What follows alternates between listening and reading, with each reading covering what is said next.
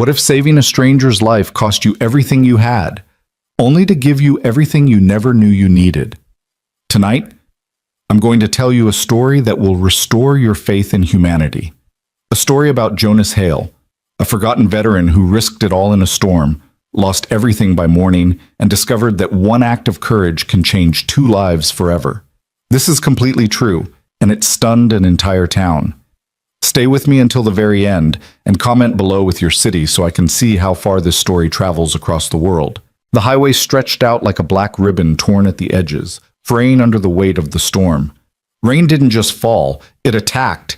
It hammered the asphalt in sheets so thick that Jonas Hale could barely see 10 feet beyond his windshield, even with the wipers thrashing back and forth like desperate hands trying to claw through water. Thunder rolled across the sky in deep, resonant waves that seemed to come from somewhere beneath the earth itself, and lightning cracked the darkness open in jagged, violent bursts. Jonas gripped the steering wheel tighter, his knuckles white against the worn leather. His old truck shuddered with every gust of wind that slammed into its side, threatening to push him off the road entirely. He should have left the grill an hour earlier. He knew that. But Curtis Blaine, his manager, had kept him late again, scrubbing down the kitchen, taking out trash in the pouring rain, reorganizing the walk-in freezer for the 3rd time that week. Pointless tasks. Humiliating tasks. The kind of work designed not to improve anything, but to remind Jonas of his place. Curtis had stood in the doorway with his arms crossed, watching Jonas haul the last bag of garbage into the dumpster, rain soaking through his shirt and jeans. "You're slow tonight, Hale," Curtis had said, his voice flat and cold. "Maybe you're getting too old for this job." Jonas hadn't responded. He never did. He'd learned a long time ago that some battles weren't worth fighting, especially when you needed the paycheck more than you needed your pride. So he'd finished the work, clocked out in silence, and climbed into his truck with his dog Valor, a German shepherd with intelligent brown eyes and a calm, steady presence that had saved Jonas's life more times than he could count. Now, as the storm raged around them, Valor sat in the passenger seat, his ears pricked forward, his gaze fixed on the road ahead. The dog was perfectly still, but Jonas could feel the tension in him, the same tension Jonas felt in his own chest, a tightness that came from years of training, from instincts honed in places where hesitation meant death. "Almost home, boy," Jonas muttered, his voice barely audible over the roar of the rain. "Just a few more miles." But Valor didn't relax. If anything, the dog grew more alert, his body rigid, his breathing shallow and controlled. Jonas had seen that posture before, in Iraq, in Afghanistan, in the moments before everything went to hell. It was the posture of a dog who knew something was wrong. And then Jonas saw it. At first it was just a flicker of orange light in the distance, barely visible through the rain. He thought maybe it was a reflection, a trick of the lightning or the taillights of another car. But as he drove closer, the light grew brighter, more distinct, and Jonas felt his stomach drop. It was fire. A car, no, a sedan, dark blue or black, it was hard to tell, sat on the shoulder of the highway, its front end crumpled against a tree.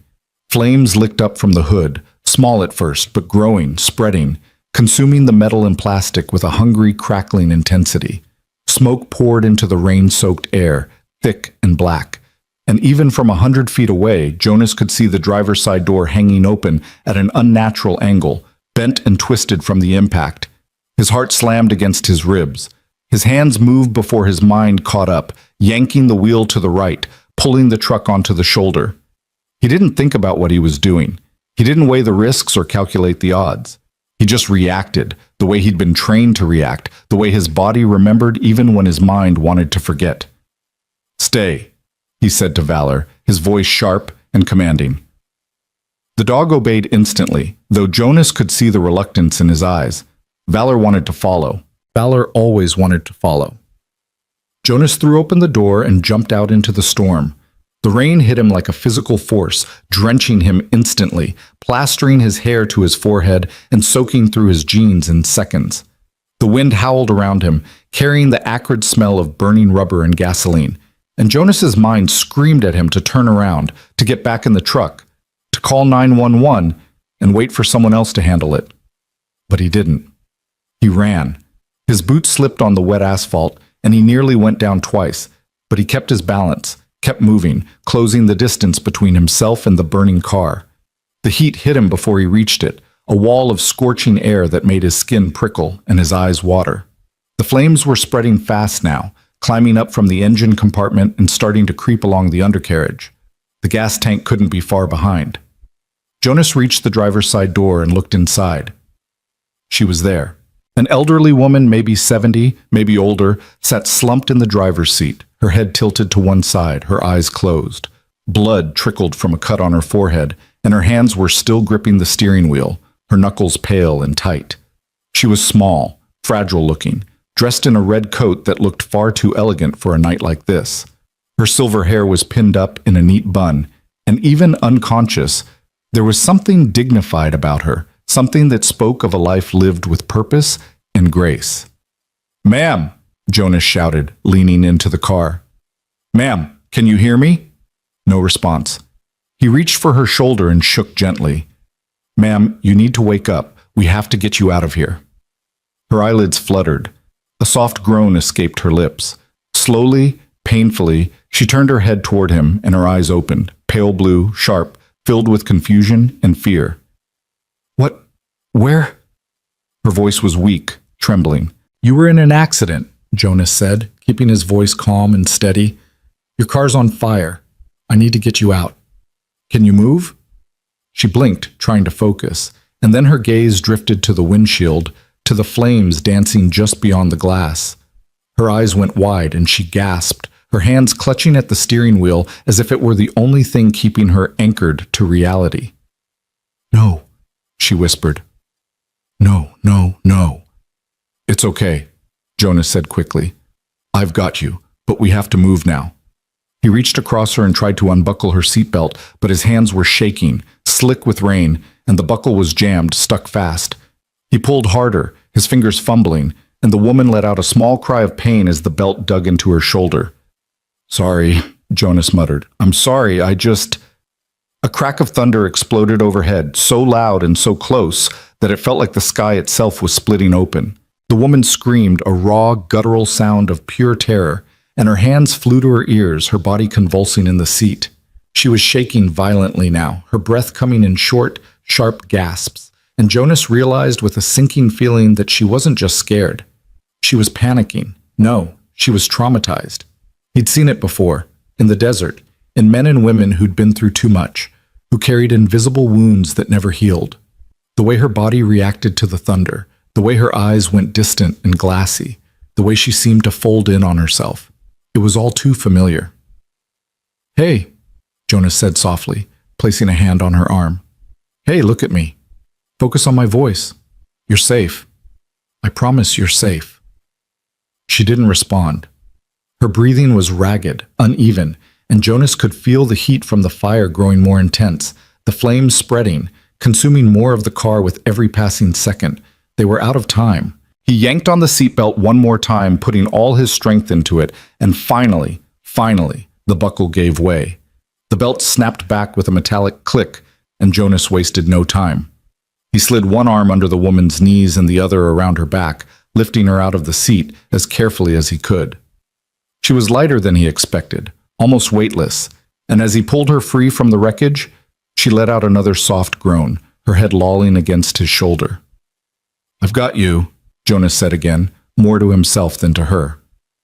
"I've got you." He turned and started back toward his truck, moving as quickly as he dared. The rain was relentless, making every step treacherous, and the woman's red coat was already soaked through, clinging to her thin frame. Behind them, the fire roared louder, angrier, and Jonas could hear the groaning of metal as the heat warped the car's frame. He'd taken maybe 10 steps when Valor appeared. The dog had disobeyed the command to stay, had jumped out of the truck and sprinted across the highway, his powerful legs eating up the distance in seconds. Now he was at Jonas's side, matching his pace, his eyes locked on the burning car as if he could sense what was about to happen. "Good boy," Jonas breathed. "Good boy, Valor." They reached the truck, and Jonas yanked open the back door, laying the woman down as gently as he could across the back seat. She was still shaking, still muttering under her breath. Words Jonas couldn't make out, fragments of sentences that seemed to come from somewhere far away. He grabbed a blanket from behind the seat and draped it over her, tucking it around her shoulders. "You're okay," he said, even though he wasn't sure she could hear him. "You're going to be okay." Valor jumped into the truck beside her, positioning himself protectively at her feet, and Jonas slammed the door shut. He turned back toward the burning car, intending to see if there was anything else he could salvage. Anything that might help identify the woman or... The explosion was instantaneous. One moment the car was burning, the next it was gone, replaced by a ball of orange and yellow flame that erupted into the night sky with a deafening roar. The shockwave hit Jonas like a punch to the chest, knocking him backward, and he stumbled, nearly falling, his ears ringing from the blast. Heat washed over him, searing and intense, and for a few seconds he couldn't hear anything, couldn't think anything, could only stand there and stare at the inferno where the car had been. And then his training kicked in again, and he turned and ran back to the truck. He climbed into the driver's seat, his hands still shaking, and glanced in the rearview mirror. The woman was lying in the back seat, her eyes closed, Valor pressed against her side. She looked so small, so fragile, and Jonas felt a wave of something he couldn't quite name. Relief, maybe, or fear, or just the overwhelming realization of how close they'd all come to dying. He grabbed his phone and dialed 911. The dispatcher answered on the second ring. 911, what's your emergency? There's been a car accident on Highway 12, about 2 miles south of the Miller Road exit, Jonas said, forcing his voice to stay calm. Single vehicle crashed into a tree. The car's on fire. Well, it was. It just exploded. I pulled the driver out, an elderly woman. She's conscious but disoriented. She needs an ambulance. Is she injured? She's got a cut on her forehead, maybe a concussion. I don't know what else. She's in shock. An ambulance is on the way, the dispatcher said. Stay on the line with me. Jonas nodded, even though the dispatcher couldn't see him. He looked back at the woman again, and this time her eyes were open, staring up at the ceiling of the truck. She turned her head slowly, her gaze finding Jonas in the rearview mirror. "You saved me," she said, her voice barely above a whisper. Jonas swallowed hard. It was the right thing to do. "What's your name?" "Jonas. Jonas Hale." She closed her eyes again, a faint smile touching her lips. "Evelyn," she murmured. "My name is Evelyn Marrow." Miracle. The ambulance arrived 12 minutes later, lights flashing, sirens wailing, cutting through the storm like a lifeline. 2 paramedics jumped out, efficient and practiced, and Jonas stepped aside as they loaded Evelyn onto a stretcher.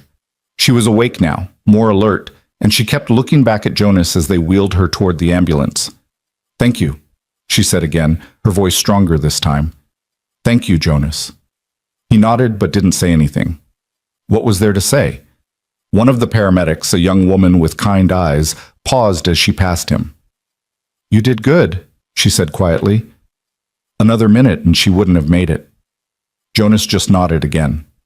He felt numb, hollowed out, like all the adrenaline that had been keeping him upright had suddenly drained away, leaving nothing but exhaustion in its wake. The ambulance doors closed and the vehicle pulled away, disappearing into the rain and darkness. Jonas stood there for a moment, watching it go, and then he climbed back into his truck. Valor was still in the back seat, his head resting on the blanket Jonas had used to cover Evelyn. The dog looked up at him, and Jonas could swear he saw something like understanding in those brown eyes. "Come on, boy," Jonas said softly. "Let's go home." He drove slowly, carefully, the storm still raging around them. By the time he pulled into the driveway of his small rented house on the edge of town, it was nearly 3 in the morning. He was soaked to the bone, shivering from cold and shock, and every muscle in his body ached. He didn't sleep. He sat on the edge of his bed, Valor curled up at his feet, and stared at the wall. His mind kept replaying the night, the fire, the explosion, the way Evelyn had looked at him with those pale blue eyes and said thank you. He thought about Curtis Blaine, about the way his manager had kept him late, about the petty cruelty that had put him on that highway at that exact moment. If he'd left even 10 minutes earlier, he wouldn't have been there. Evelyn Marrow would have burned alive in that car, and no one would have known. It felt like fate, or luck, or maybe just the universe's way of reminding him that sometimes the worst moments lead to the most important ones. At 6:30, Jonas's alarm went off. He silenced it with a groan, dragged himself out of bed, and got ready for work. His shift started at 7, and Curtis didn't tolerate lateness. But when Jonas pulled into the parking lot of the grill at 7:15, 15 minutes late because he'd had to stop for gas and his hands had been shaking so badly he could barely hold the nozzle, Curtis was already waiting for him. The manager stood in the doorway, arms crossed, his face hard and expressionless. Jonas felt his stomach sink. "You're late," Curtis said flatly. "I know," Jonas replied, climbing out of the truck. "I'm sorry. I had a rough night. There was an accident on the highway, and I don't care." Jonas stopped. "What?" Curtis stepped forward, his eyes cold and calculating. "I don't care about your excuses, Hale. You're late. Again. And I'm done dealing with it." "Curtis, I saved someone's life last night. I pulled a woman out of a burning car. I didn't get home until 3 in the morning, and I still showed up." "You're fired." The words hung in the air like a slap. Jonas stared at him, unable to process what he was hearing. You're firing me?" "That's right." Curtis's voice was flat, devoid of emotion. "Pack up your locker and get out. You're done here." "Curtis, come on. Be reasonable. I've worked here for 2 years. I've never missed a shift, never caused trouble. One night, one accident, and you're just going to throw me out?" "I'm not arguing with you, Hale. You're fired. Leave now, or I'll call the cops and have you escorted off the property." Jonas felt something crack inside him, something that had been holding him together for a long time. He wanted to shout, to argue, to demand that Curtis listen to reason, but he didn't. He just stood there, his fists clenched at his sides, his jaw tight, and nodded slowly. "Fine," he said quietly. "Fine." He turned and walked back to his truck. Valor was watching him through the window, his ears pricked forward, and Jonas could see the concern in the dog's eyes. He climbed into the driver's seat and sat there for a moment, his hands gripping the steering wheel, his breath coming in short, shallow bursts. He'd saved a woman's life, and it had cost him everything.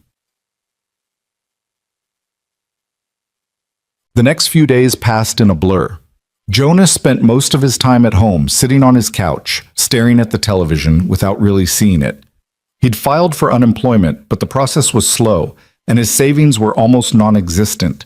He'd been living paycheck to paycheck for years, scraping by on the meager wages from the grill, and now even that was gone. Valor stayed close, as he always did. The dog seemed to sense Jonas's despair, and he rarely left his side, pressing his body against Jonas's leg whenever he sat down, offering the kind of silent, unconditional support that only a dog could give. On the third day, Jonas forced himself to start looking for work. He drove around town, stopping at every restaurant, every grocery store, every gas station, filling out applications and handing over resumes that were already outdated. Most places didn't even bother to take his information. The few that did gave him polite, non-committal smiles and promised to be in touch. No one called. By the end of the week, Jonas was starting to feel the walls closing in. His rent was due in 2 weeks, and he had maybe $300 in his bank account. He'd started skipping meals to stretch his food budget, and more than once he'd caught himself staring at the stack of bills on his kitchen counter, trying to figure out which ones he could afford to ignore. It was on a Tuesday evening, exactly 8 days after the accident, that everything changed. Jonas was sitting on his porch, watching the sun set over the hills, when a black sedan pulled into his driveway. It was sleek and expensive looking, the kind of car that didn't belong in his neighborhood. And for a moment, Jonas thought maybe it was lost, that the driver would realize their mistake and turn around. But the car didn't turn around. It stopped, and the driver's side door opened, and a woman stepped out. Evelyn Marrow. She looked different than she had that night on the highway. Her silver hair was down now, falling in soft waves around her shoulders, and she was wearing a simple black dress and a cream-colored shawl. The cut on her forehead had healed into a faint red line, barely visible, and her pale blue eyes were sharp and clear. She walked up the driveway with slow, careful steps, and when she reached the porch, she smiled. "Hello, Jonas," she said. Jonas stood up, his heart pounding. "Mrs. Marrow, I didn't expect to see you." "I know," she said gently. "I'm sorry for dropping by unannounced. I hope I'm not intruding." No, not at all." Jonas gestured to the chair beside him. "Please, sit down." She did, lowering herself into the chair with a soft sigh. For a moment, neither of them spoke. Evelyn looked out at the hills, her expression distant and thoughtful, and Jonas found himself studying her, trying to reconcile this calm, composed woman with the terrified, trembling figure he'd pulled from the burning car. "I wanted to thank you," Evelyn said finally, turning to look at him. "Properly, I mean, not just with words." Jonas shook his head. "You don't owe me anything. I just did what anyone would have done." "No," Evelyn said firmly. "Not anyone. Most people would have driven past.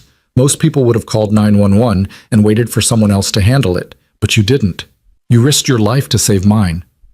And I will never forget that." Jonas didn't know what to say. He looked down at his hands, at the scars and calluses that marked years of hard work, and felt a lump rising in his throat. "I heard what happened," Evelyn continued, her voice soft. "With your job. I heard that you were fired." Jonas's head snapped up. "How did you—" "I made some inquiries," she said simply. "I wanted to know who you were. I wanted to understand the man who saved my life. And when I found out what happened, well, I couldn't just sit by and do nothing." "Mrs. Marrow?" "Evelyn," she corrected gently. "Evelyn," Jonas said, his voice unsteady.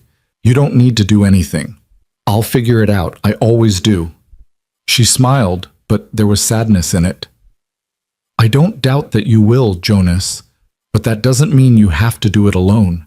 She reached into her purse and pulled out an envelope, plain and white, and held it out to him. Jonas stared at it, his heart pounding. "What is this, Wet?" he asked. "Open it," Evelyn said. Jonas took the envelope with trembling hands and opened it. Inside was a check, made out to him, signed by Evelyn Marrow. The amount made his breath catch in his throat. $10,000. "I can't," Jonas started, but Evelyn raised a hand, cutting him off. "Yes, you can," she said firmly. "And you will. Consider it a thank you, a small one compared to what you gave me." "Mrs. Evelyn, this is too much." "It's not enough," she said quietly, "but it's a start." Jonas looked down at the check, his vision blurring, and for the first time in 8 days, he felt something other than despair. He felt hope. Jonas sat on his porch long after Evelyn's black sedan disappeared down the street, the check still clutched in his hands. $10,000. It was more money than he'd seen in years, maybe ever, all at once. Enough to pay his rent for months. Enough to buy groceries without counting every dollar. Enough to breathe, finally, after drowning for so long. Valor pressed his nose against Jonas's knee, and Jonas reached down absently to scratch behind the dog's ears. "What do you think, boy?" he murmured. "Did that really just happen?" Valor's tail wagged once, slowly, as if to say that yes, it had happened, and maybe Jonas should stop questioning good things when they came his way. That night, Jonas slept better than he had in weeks. He dreamed of nothing, which was a mercy, and when he woke the next morning, the check was still there on his nightstand, real and solid and impossible to deny. He deposited it at the bank before noon, half expecting the teller to tell him it was fake, that it would bounce, that he was being scammed. But the teller just smiled and processed the transaction without comment, and Jonas walked out of the bank feeling like he'd been given a second chance at life. He spent the next few days catching up on bills, restocking his kitchen, and taking Valor for long walks through the park. For the first time in a long time, Jonas felt like he could think clearly, like the constant pressure of survival had lifted just enough for him to see beyond the next 24 hours. But the peace didn't last. It started small, the way these things always do. Jonas began to notice Valor acting strangely, ears perked, head tilted, body tense in that particular way that meant the dog had detected something wrong. At first, Jonas dismissed it as paranoia, his own or the dog's, a leftover instinct from their years in combat zones where every shadow could hide a threat. But then he started seeing the car.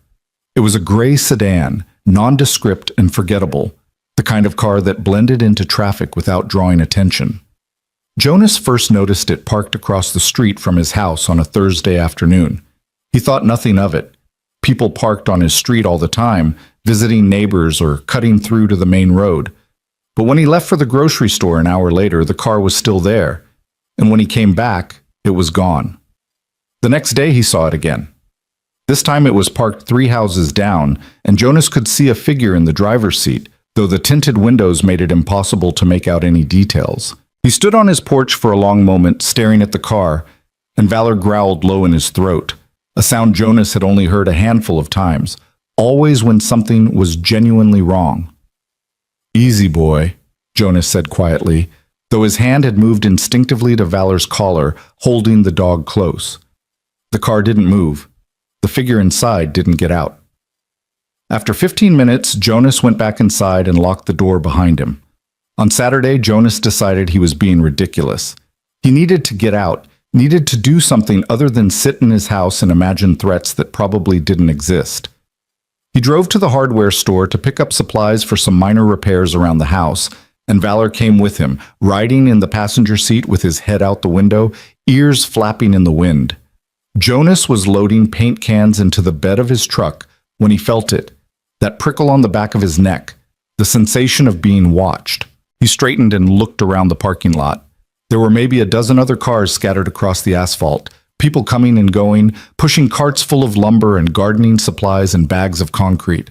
And there, 3 rows over, was the gray sedan. Jonas's heart kicked into a faster rhythm. He couldn't see the driver, but he was certain the car was the same one he'd seen near his house. The license plate was too far away to read, but the dent on the rear bumper, the missing hubcap on the front passenger side, it was the same car. He stood there for a long moment, debating what to do. He could walk over, confront whoever was inside, demand to know why they were following him, or he could get in his truck and drive away, pretend he hadn't seen anything. Valor made the decision for him. The dog jumped out of the truck before Jonas could stop him and trotted across the parking lot, heading straight for the gray sedan. Jonas cursed under his breath and jogged after him. "Valor! Heel!" But the dog didn't heel. He stopped about 10 feet from the sedan, his body rigid, his gaze locked on the driver's side window. A low growl rumbled in his chest, and Jonas felt his pulse spike. Valor didn't growl at nothing. Jonas approached slowly, his hands visible, non-threatening, the way he'd been trained. "Hey," he called out. "Can I help you with something?" No response. "I said, can I help you?" Still nothing. Jonas took another step forward, and the sedan's engine roared to life. The car shot backward out of the parking space, tires squealing, and Jonas had to jump back to avoid being hit. Valor barked once, sharp and angry, but the car was already speeding toward the exit, weaving between other vehicles with reckless abandon. Jonas stood there, breathing hard, adrenaline flooding his system. He'd only caught a glimpse of the driver, male, middle-aged, wearing sunglasses and a baseball cap. But it was enough to confirm that this wasn't random. Someone was following him, someone who didn't want to be identified. He drove home with one eye on the rear-view mirror, his jaw tight, his mind racing. Who would follow him and why? He wasn't involved in anything illegal, didn't owe anyone money, had no enemies that he knew of. The only thing that had changed in his life recently was Evelyn, and the check, and Curtis. The thought hit him like a punch to the gut. Curtis Blaine, his former manager, the man who'd fired him for being 15 minutes late after saving someone's life. Jonas had assumed Curtis was just a petty tyrant, a small man with a small amount of power who enjoyed wielding it over people who couldn't fight back. But what if it was more than that? Jonas pulled into his driveway and sat in the truck for a moment, thinking. Curtis had been so quick to fire him, so eager to get him out of the building. At the time, Jonas had chalked it up to general hostility, but now he wondered if there was something else going on, something he'd missed. He spent the rest of the weekend on edge, jumping at every sound, checking the windows every few minutes to see if the gray sedan had returned. It hadn't, but that didn't make him feel any better. If anything, the absence was worse than the presence, because it meant whoever was watching him was being more careful now. On Monday morning, Jonas's phone rang. The number was unfamiliar, local, but not one he recognized. He hesitated, then answered. "Hello? Jonas Hale?" The voice on the other end was male, professional, unfamiliar. "Yeah, who's this?" "My name is Richard Pemberton. I'm an attorney. I'm calling on behalf of Evelyn Marrow." Jonas's grip on the phone tightened. "Is she okay?" "She's fine," Pemberton said quickly. "I apologize. I didn't mean to alarm you. She asked me to reach out to you regarding a legal matter. Would you be available to meet at my office this afternoon? What kind of legal matter? I'd prefer to discuss it in person, if that's all right with you. It won't take long. Jonas hesitated. Every instinct he had was screaming at him to be cautious, to ask more questions, to not walk blindly into a situation he didn't understand. But this was Evelyn's attorney. Evelyn, who had given him $10,000 and asked for nothing in return. Evelyn, who had thanked him with tears in her eyes. Yeah, Jonas said finally. Yeah, I can be there. What's the address? Pemberton gave him the address of an office building downtown, and they agreed to meet at 2 o'clock. Jonas hung up and stood there for a moment, staring at his phone, trying to make sense of what was happening. At 1:30, he loaded Valor into the truck and drove downtown. The attorney's office was on the third floor of a modern glass building, all sleek lines and polished surfaces that made Jonas feel out of place in his worn jeans and faded jacket. A receptionist with perfect hair and a polite smile directed him to a conference room where Richard Pemberton was waiting. Pemberton was in his 50s with silver hair and wire-rimmed glasses, wearing a suit that probably cost more than Jonas made in a month. He stood when Jonas entered and extended his hand. Mr. Hale, thank you for coming. Jonas shook his hand. What's this about? Pemberton gestured to a chair. Please, sit. Jonas sat, Valor settling at his feet. Pemberton took the seat across from him and folded his hands on the table. Mrs. Marrow has asked me to inform you of a situation that has recently come to our attention, Pemberton said. It involves your former employer, the restaurant where you worked. Jonas felt his stomach tighten. What about it? Mrs. Marrow has been making inquiries into the circumstances of your termination. She felt, and I agree, that your dismissal was unjust, particularly given the heroic actions you took the night of the accident. In the course of those inquiries, we discovered some troubling information. What kind of information? Pemberton opened a folder and slid a photograph across the table. It was a still image from what looked like security camera footage, showing the interior of the restaurant. Jonas recognized it immediately. It was the kitchen where he'd worked for 2 years. But something about the image was off. The timestamp in the corner read 2 weeks ago, but Jonas didn't recognize the scene. The kitchen was a mess, equipment scattered, and there was a figure in the frame that looked like him, but... That's not me, Jonas said slowly. We know, Pemberton said. The footage has been doctored. Someone has digitally inserted your likeness into several videos from the restaurant's security system. In these videos, you appear to be engaging in erratic, aggressive behavior, yelling at coworkers, throwing equipment, acting in ways that could be construed as threatening or unstable. Jonas stared at the photograph, his blood running cold. Who would do that? We believe it was Curtis Blaine, your former manager.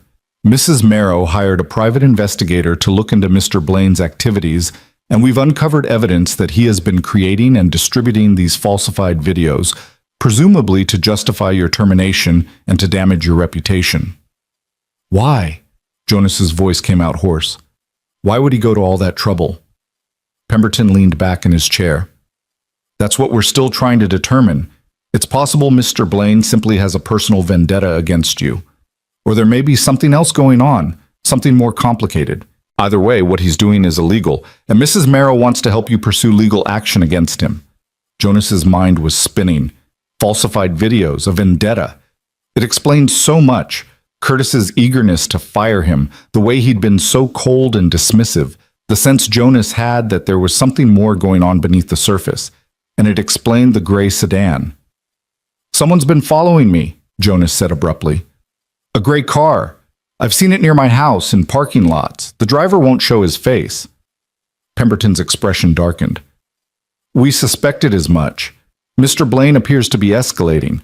I would strongly recommend you exercise caution, Mr. Hale. If he's willing to fabricate evidence against you, there's no telling what else he might do.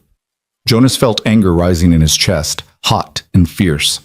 For 2 years he'd worked for Curtis Blaine, had swallowed his pride and done every degrading task the man had thrown at him, and this was how Curtis repaid him. Not just by firing him, but by trying to destroy his reputation, by stalking him, by turning Jonas's life into a nightmare. What can I do? Jonas asked.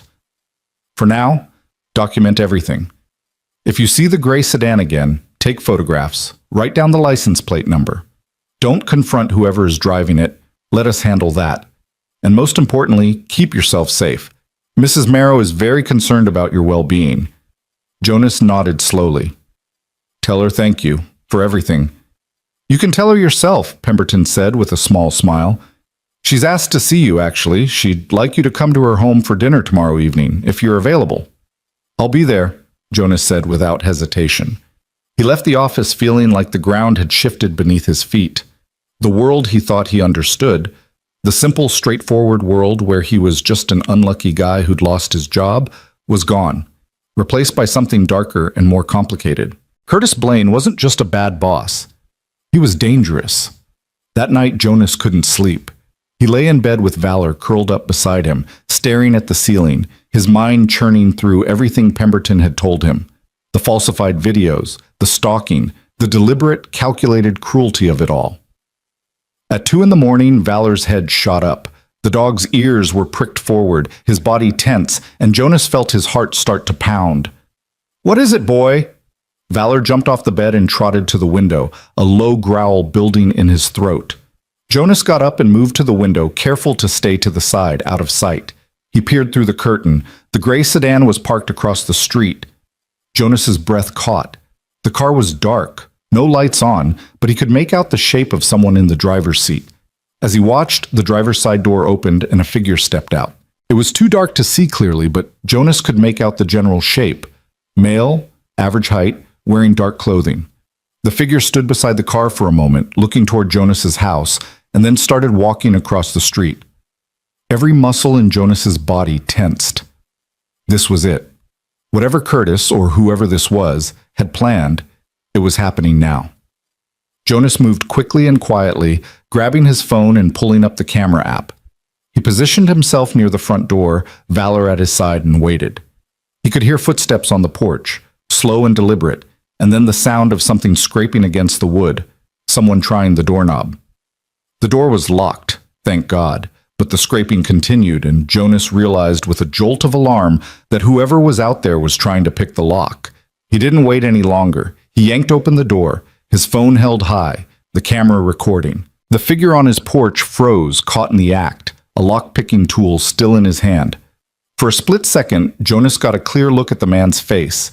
Middle-aged, clean-shaven, eyes wide with surprise, and then the man spun and ran.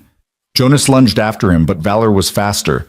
The dog shot past Jonas like a missile, closing the distance in 3 powerful strides, and leaped at the fleeing figure. Valor's jaws clamped down on the man's sleeve, dragging him off balance, and the man went down hard on the front lawn, cursing and flailing. "Get him off me! Get him off!" Jonas walked down the porch steps slowly, his phone still recording. "Valor, hold!" The dog obeyed, keeping his grip on the man's arm but not biting harder, just pinning him in place. The man was breathing hard, his face twisted with fear and anger, and Jonas recognized him now. It was Curtis Blaine. "You," Jonas said, his voice cold and flat. "What the hell are you doing here, Curtis?" Curtis struggled against Valor's grip, but the dog didn't budge. "Let me go, Hale. This is assault. I'll sue you." "You broke into my property, or tried to. I've got it all on video." Jonas held up his phone. "And I've got you on camera following me for the past week. What were you planning to do, Curtis? Plant something in my house? Stage another fake video?" Curtis's face went pale. "I don't know what you're talking about." "Yeah, you do. My attorney showed me the videos you faked, the ones where you made me look unstable." "What's the matter, Curtis? Firing me wasn't enough? You had to try to destroy my life?" "You don't understand. Then explain it to me." Curtis's jaw worked, and for a moment Jonas thought he might actually tell the truth. But then the man's expression hardened, and he spat. "You ruined everything. You think you're some kind of hero? You're nothing. You're a washed-up vet who can't hold down a job, and I was doing you a favor by employing you in the first place." Jonas felt anger surge through him, hot and fierce, but he kept his voice calm. "I worked harder than anyone in that kitchen. I never complained, never caused problems.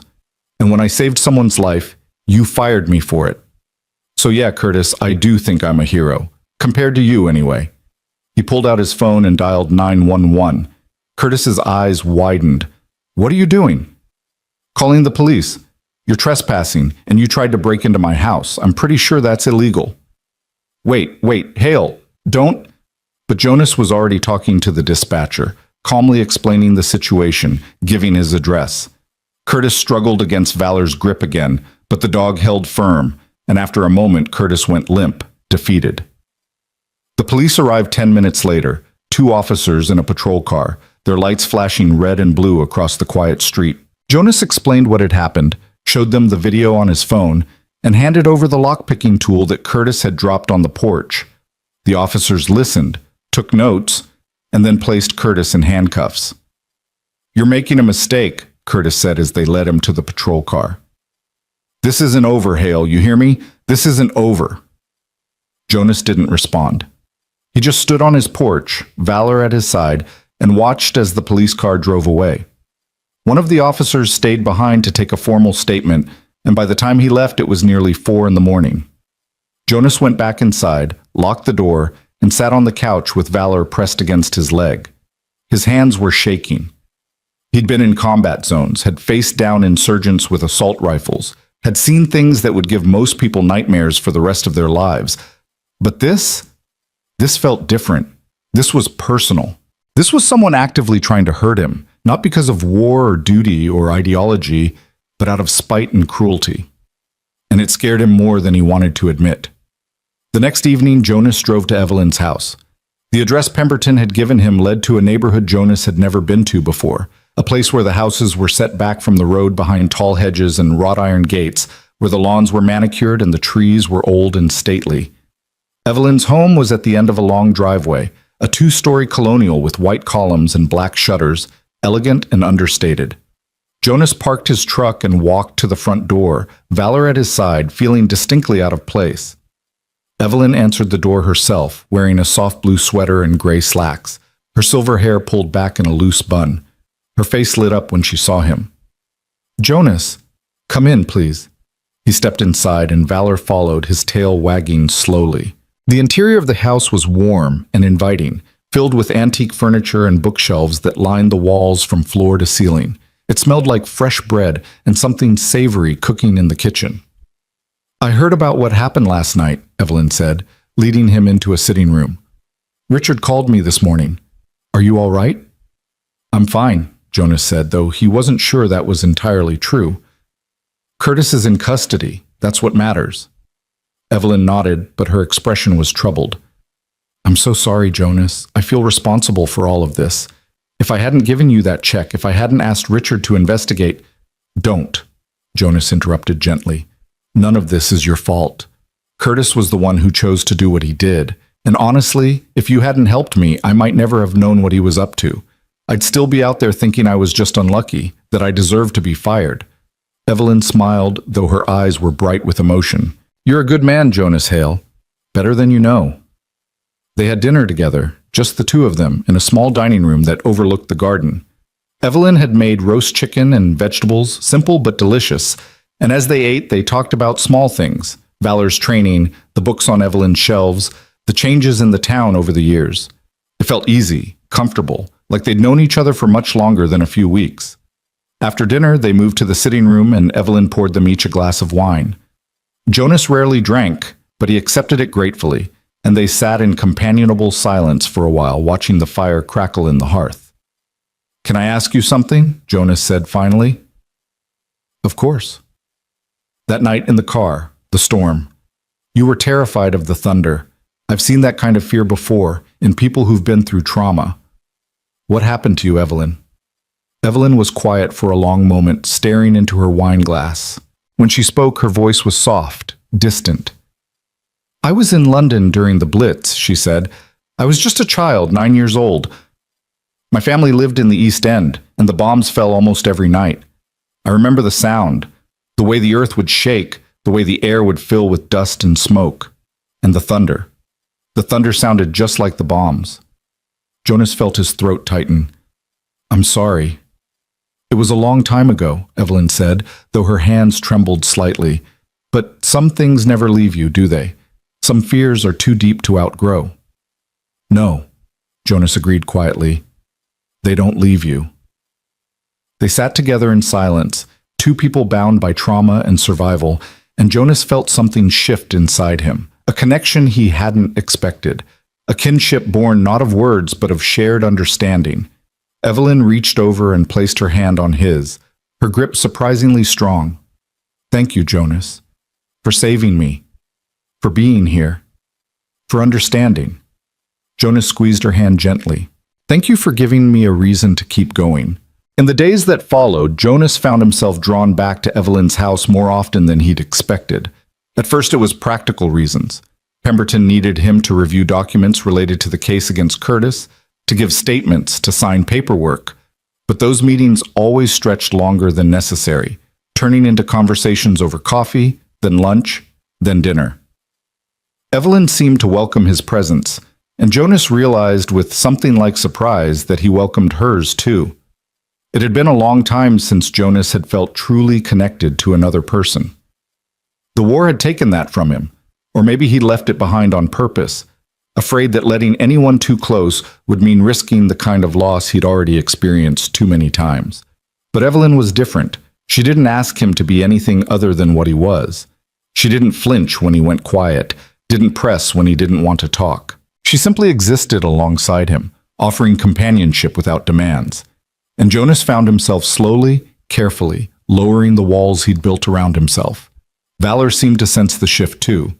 The dog had taken to Evelyn immediately, following her around her house with the same protective devotion he showed Jonas, resting his head on her knee when they sat together in the evening. Evelyn would run her fingers through his fur and smile, and Jonas could see the tension leaving her shoulders, the fear that had haunted her since the accident gradually loosening its grip. It was on a Thursday afternoon, 3 weeks after Curtis's arrest, that everything came to a head. Jonas was at Evelyn's house, helping her organize some boxes in her study. She'd mentioned wanting to sort through old papers, decades of accumulated documents and photographs that she'd never quite gotten around to addressing. They worked in comfortable silence, Jonas on the floor sorting files while Evelyn sat in her chair and directed him when Richard Pemberton called. Evelyn put the call on speaker. "Richard? Hello, Jonas is here with me." "Good," Pemberton said, and Jonas could hear the tension in his voice. "I need you both to hear this. We've had a development in the case." Jonas stood up, his pulse quickening. "What kind of development?" "Curtis Blaine made bail 2 days ago. We knew this was coming, but I'd hoped we'd have more time to prepare. He's been charged with attempted breaking and entering, stalking, and fraud related to the falsified videos. But the restaurant's corporate office has also gotten involved, and they're pushing back hard." "What do you mean, pushing back?" Evelyn asked, her voice sharp. "They're claiming Curtis acted alone, that the company had no knowledge of his activities. They've offered Jonas a settlement, $25,000 and a confidentiality agreement. In exchange, Jonas would drop all claims against the restaurant and Curtis." Jonas felt his jaw tighten. "They want me to just let it go?" "That's what they're offering, yes. And I'll be honest with you, Jonas, it's not a bad offer from a purely financial standpoint. $25,000 is significant, and pursuing this case could take months, even years. There are no guarantees we'll win, and even if we do, you might not get much more than what they're offering now." "But?" Evelyn prompted. "But if Jonas accepts, Curtis walks away with minimal consequences. The charges against him might be reduced or dropped as part of the settlement, and the restaurant continues operating as if nothing happened, free to treat their next employee the same way they treated Jonas." Jonas paced across the room, his hands clenched into fists. Part of him wanted to take the money. $25,000 would change his life, would give him breathing room he'd never had before. He could start over, find a new job without the constant pressure of imminent financial collapse hanging over his head. But the thought of Curtis Blaine walking away unpunished made his stomach turn. "What do you think I should do?" Jonas asked, looking at Evelyn. She met his gaze steadily. "I think you should do what feels right to you, not what's easy or profitable. Money comes and goes, Jonas, but your integrity, your sense of justice, those are things you live with every day." Jonas nodded slowly. He turned back to the phone. "Tell them no. I'm not taking the settlement." There was a pause on the other end of the line. "Are you sure?" Pemberton asked. "I want you to be absolutely certain about this decision." I'm sure. All right then. I'll inform them. But Jonas, I need you to be prepared for what comes next. Curtis and the restaurant are going to fight this. They're going to try to discredit you, to paint you as unstable or dishonest. It's going to get ugly. Let it get ugly, Jonas said quietly. I'm not backing down. After Pemberton hung up, Jonas stood at the window, looking out at Evelyn's garden. The afternoon sun cast long shadows across the lawn, and somewhere in the distance he could hear birds singing, oblivious to the storm that was about to break over his life. Evelyn came to stand beside him. You made the right choice, she said softly. Did I?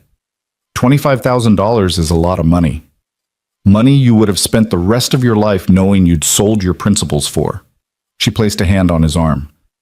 I know what it's like to compromise yourself, Jonas. To do what's expedient instead of what's right. I spent years of my life playing it safe, avoiding conflict, letting injustice slide because it was easier than fighting. And it hollowed me out. Don't let that happen to you. Jonas looked at her, at the strength in her pale blue eyes, and felt something solidify inside him. I won't. The following Monday, Jonas was scheduled to meet with Pemberton at the restaurant where he'd worked. The corporate office had agreed to a mediation session, a last-ditch attempt to resolve the situation before it went to court. Jonas drove there with Valor in the passenger seat, his stomach churning with anxiety and anger. The restaurant looked exactly the same as it had the last time he'd seen it, the day Curtis had fired him. The parking lot was half full with the lunch crowd, and through the windows Jonas could see servers moving between tables, the ordinary rhythm of a business day. It felt surreal, like stepping back in time to a place that should have been dead and buried but somehow still existed, indifferent to everything that had happened. Pemberton was waiting for him near the entrance, briefcase in hand. Jonas, are you ready for this? As ready as I'll ever be. They walked inside together, and Jonas was immediately struck by how many eyes turned toward him. Some of the staff he recognized, line cooks he'd worked alongside, servers he'd chatted with during slow shifts. A few of them looked away quickly, uncomfortable. Others stared with open curiosity or hostility. Pemberton led him to a private dining room in the back where the mediation was being held. Inside, a long table had been set up with chairs on either side. On one side sat three people Jonas didn't recognize. Two men in expensive suits and a woman with her hair pulled back severely, all of them radiating corporate authority. And beside them, looking smaller and more diminished than Jonas had ever seen him, was Curtis Blaine. Curtis's gaze flickered to Jonas and then away, his face pale and drawn. He'd lost weight since Jonas had last seen him, and there were dark circles under his eyes. He looked like a man who hadn't slept in weeks. Good, Jonas thought with grim satisfaction. They took their seats, Jonas and Pemberton on one side of the table, the corporate representatives and Curtis on the other. A mediator, a woman in her 60s with kind eyes and a no-nonsense demeanor, sat at the head of the table. Thank you all for being here, the mediator said. Let's begin by establishing what we hope to accomplish today. The goal of mediation is to find a resolution that satisfies both parties without the need for protracted litigation. Mr. Hale, I understand you've rejected the settlement offer. Can you explain your reasoning? Jonas cleared his throat. I rejected it because it doesn't address the real problem. Curtis Blaine didn't just fire me unfairly. He fabricated evidence against me, stalked me, and tried to break into my home. And the restaurant's response has been to offer me money to go away and pretend none of it happened. That's not justice. That's covering up a crime. One of the corporate lawyers, a man with silver hair and cold eyes, leaned forward. Mr. Hale, let's be very clear about something.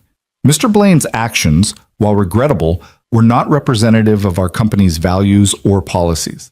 He acted independently, outside the scope of his employment. We've already terminated his position and implemented new training protocols to ensure this doesn't happen again.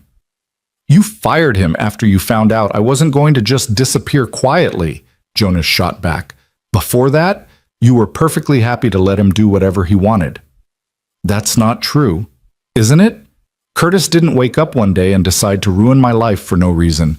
He did it because your company created an environment where managers have unchecked power over their employees, where someone like me, someone who doesn't have resources or connections, can be discarded without a second thought. The room fell silent. Curtis was staring at the table, his hands clasped tightly in front of him. The corporate lawyers exchanged glances, and Jonas could see them recalculating their strategy. The mediator spoke again. "Mr. Blaine, do you have anything you'd like to say?" Curtis didn't respond for a long moment. Then, slowly, he raised his head and looked directly at Jonas. His eyes were red-rimmed, exhausted, and for the first time Jonas saw something that might have been remorse. "I'm sorry," Curtis said quietly. "I'm sorry for what I did to you. You didn't deserve any of it." Jonas felt his anger waver, just slightly. "Then why did you do it?" Curtis's jaw worked. "Because I was scared. The regional manager had been on me for months about productivity, about costs, about everything. He told me if I didn't improve the numbers, I'd be out. And you were always so calm, so competent. The staff liked you. I thought if I got rid of you, I could bring in someone cheaper, someone who wouldn't make me look bad by comparison." He laughed bitterly. "Stupid, right? I destroyed someone's life to save my own pathetic career. And the videos? The stalking? I panicked. After I fired you, I realized you might sue, might cause problems. So I started trying to build a case against you to make it look like you were the problem, not me. I wasn't thinking clearly. I just kept digging myself deeper and deeper until..." He broke off, his voice cracking. "Until I became someone I don't even recognize."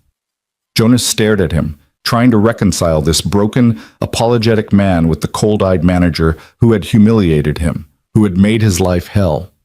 Part of him wanted to feel satisfaction at seeing Curtis brought low, but mostly he just felt tired. "Do you know what the worst part is?" Jonas said quietly. "I would have forgiven you. If you just admitted you made a mistake, if you'd apologized and tried to make things right, I would have moved on. But instead you tried to destroy me. And for what? To protect yourself from consequences you brought on yourself?" Curtis didn't answer. He just sat there, his shoulders slumped, defeated. The corporate lawyer cleared his throat. "Mr. Hale, given Mr. Blaine's apology, would you be willing to reconsider the settlement? We could increase the amount to $30,000. "No," Jonas interrupted. "I don't want your money. I want accountability. I want Curtis to face real consequences for what he did. And I want your company to change the way it treats employees so this doesn't happen to someone else. We've already implemented new policies. Then prove it. Make those policies public. Let an independent auditor review your management practices. Create a fund to help employees who've been treated unfairly. Show me you actually care about doing the right thing, not just protecting your bottom line." The lawyers exchanged more glances. The woman spoke for the first time. "Those are significant demands, Mr. Hale. We'd need time to discuss them with our board." "Then take your time," Jonas said. "I'm not going anywhere." The mediation ended without resolution.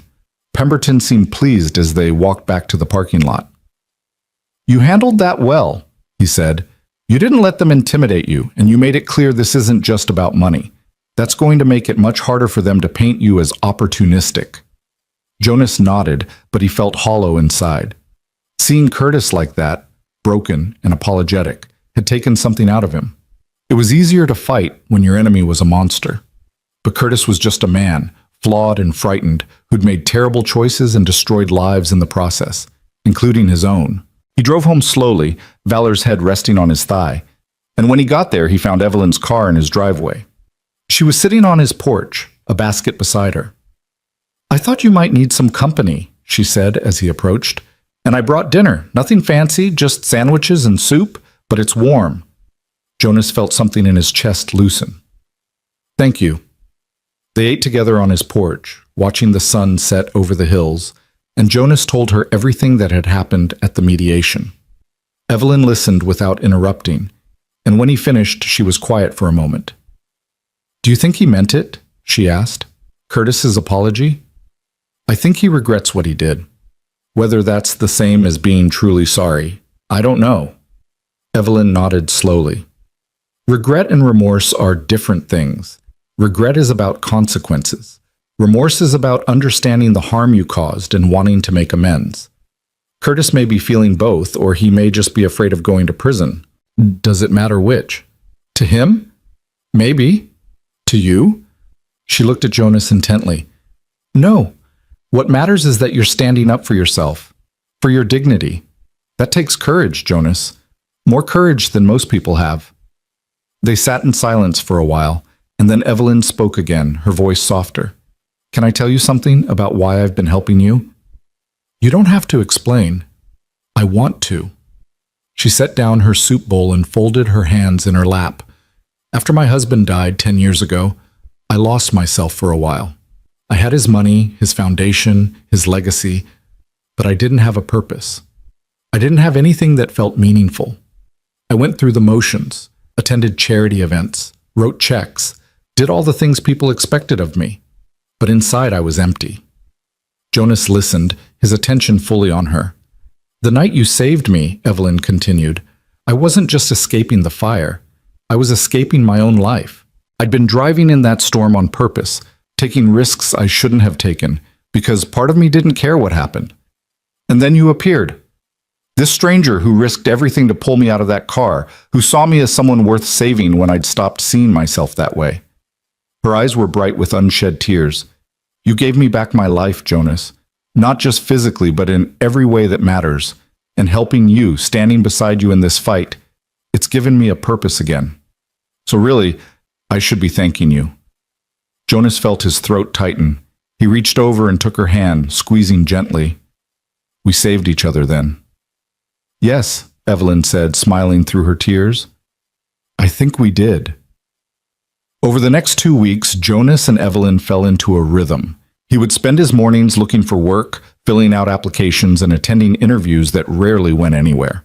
In the afternoons, he would drive to Evelyn's house, and they would talk for hours about their lives, their losses, the things they'd survived, and the scars they carried. They cooked together, walked through her garden with Valor trotting ahead, and slowly, carefully, built something that felt like family. Jonas hadn't had family in a long time. His parents had died when he was in his 20s, and he had no siblings, no close relatives. The army had been his family for years, but after he'd left, after the things he'd seen and done had made it impossible to stay, he'd been alone.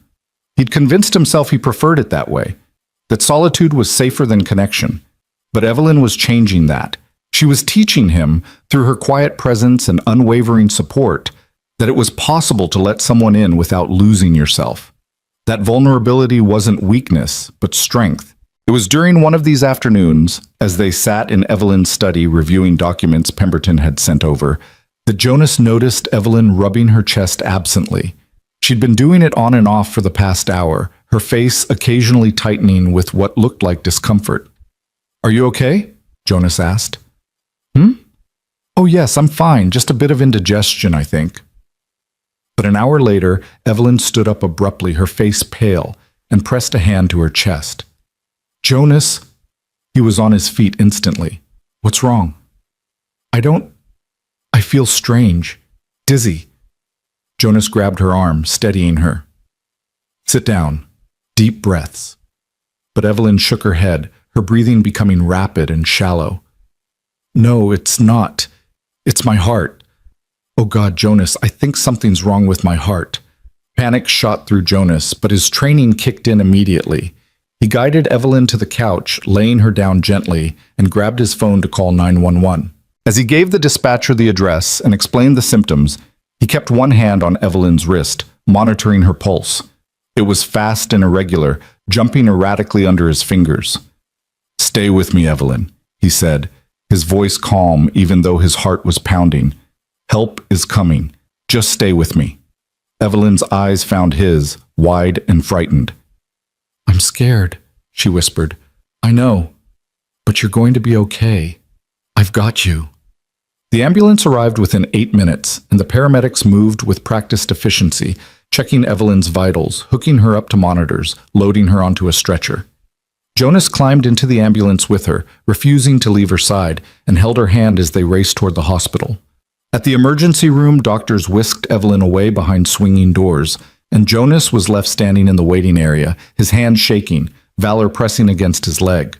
He called Pemberton, who promised to come immediately, and then he just stood there, feeling helpless and terrified in a way he hadn't felt since the war. 2 hours passed, then 3. Jonas paced the waiting room, unable to sit, unable to think about anything except Evelyn lying alone in some hospital room fighting for her life. Pemberton arrived and sat with him, offering quiet support, but Jonas barely registered his presence. Finally, a doctor emerged, a woman in her 40s with tired eyes. "Are you here for Evelyn Marrow?" Jonas nodded, his throat too tight to speak. "She's stable," the doctor said, and Jonas felt his knees nearly buckle with relief. "She's had what we call a cardiac event. Essentially, her heart went into an irregular rhythm. We've managed to correct it with medication, but she's going to need to stay for observation, possibly for several days. She has a pre-existing heart condition that we weren't aware of, something that's been slowly worsening over time." "Is she going to be okay?" Jonas managed. "With proper treatment and monitoring, yes. But this was a serious warning. She's going to need to make some significant lifestyle changes, and she'll be on medication for the rest of her life." The doctor paused. "She's asking for you. Room 342, third floor." Jonas took the elevator up, Pemberton following behind. When he reached Evelyn's room, he paused in the doorway, steeling himself. Then he stepped inside. Evelyn was lying in the hospital bed, looking impossibly small and fragile against the white sheets. Monitors beeped softly beside her, and an IV line ran into her arm. But her eyes were open and alert, and when she saw Jonas, she smiled. "There you are," she said, her voice weak but steady. "I was worried you'd left." Jonas crossed the room and took her hand. "I'm not going anywhere. The doctor says I have a faulty heart. Apparently it's been faulty for quite some time, and I've just been ignoring the symptoms." She laughed softly. "Foolish of me." "You're going to be fine," Jonas said firmly. "You're going to rest and take your medication and do whatever the doctors tell you to do, and I'm going to make sure you follow orders." Evelyn squeezed his hand. "My fierce protector." "Always." They sat together in silence for a while, and then Evelyn spoke again, her voice quieter now. "Jonas, there's something I need to tell you. Something I should have told you weeks ago." "What is it?" "My husband, before he died, he established a foundation, a charitable organization dedicated to helping veterans transition back to civilian life. It provides job training, housing assistance, counseling, everything soldiers need when they come home. He was a veteran himself, you see, Vietnam. He understood how hard it could be." Jonas nodded, listening. "I've been running the foundation since he passed, but I haven't been doing a very good job of it. I've been so caught up in my own grief, my own emptiness, that I let it languish. But meeting you, seeing what you've been through, it reminded me why the foundation matters, why my husband cared so much about it." She looked at Jonas intently. "I want you to help me run it, Jonas. I want you to be part of making sure other veterans don't fall through the cracks the way you almost did." Jonas stared at her, stunned. "Evelyn, I'm not qualified for something like that." "You're more qualified than anyone. You've lived it. You understand what these men and women need because you needed it yourself. Please, Jonas, say you'll at least think about it." Jonas felt tears prick at his eyes. He looked down at their joined hands, at the way Evelyn's thin fingers gripped his with surprising strength, and he nodded. "I'll think about it," he said, "but right now you need to focus on getting better." Evelyn smiled. "Deal." Evelyn spent 5 days in the hospital, and Jonas spent nearly every waking hour by her side. He slept in the uncomfortable chair next to her bed, ate cafeteria food that tasted like cardboard, and learned more about heart conditions than he'd ever wanted to know. Valor stayed with Pemberton during the days, but every evening the attorney would bring the dog to the hospital, and the staff looked the other way when Jonas sneaked him up to Evelyn's room. The sight of Valor's gentle face always made Evelyn smile, and she would run her fingers through his fur while the dog rested his head on the edge of her bed, as if he too understood she needed protecting now. The doctors ran test after test, adjusting medications, monitoring her heart rhythm, discussing treatment options in terms Jonas struggled to follow. But the message was clear. Evelyn's heart was damaged, weakened by years of undiagnosed issues, and while she could live a full life with proper care, she would never be quite the same. She would need to slow down, avoid stress, take a pharmacy's worth of pills every day. For a woman who had always prided herself on her independence, who had spent the last decade running a foundation and managing a substantial estate largely on her own, it was a devastating blow. Jonas watched her struggle with the reality of her limitations, saw the frustration flash across her face when doctors told her what she could no longer do. But he also saw her strength, the way she set her jaw and asked pointed questions about treatment options, the way she made lists of medications and side effects with the same meticulous attention she brought to everything else in her life. She was adapting, the way survivors always did, finding ways to work within new constraints rather than railing against them. On her last day in this hospital, Jonas sat with her while she signed discharge papers and listened to final instructions from her cardiologist. The doctor, a soft-spoken man in his 50s, emphasized the importance of follow-up appointments and warned Evelyn about the signs of another cardiac event. "You're fortunate, Mrs. Marrow," the doctor said gently. "Many people don't get a warning like this. You have a chance to make changes, to extend your life significantly if you're careful." "I understand," Evelyn said, her voice steady, "and I intend to be very careful indeed." After the doctor left, Evelyn turned to Jonas. "Will you take me home?"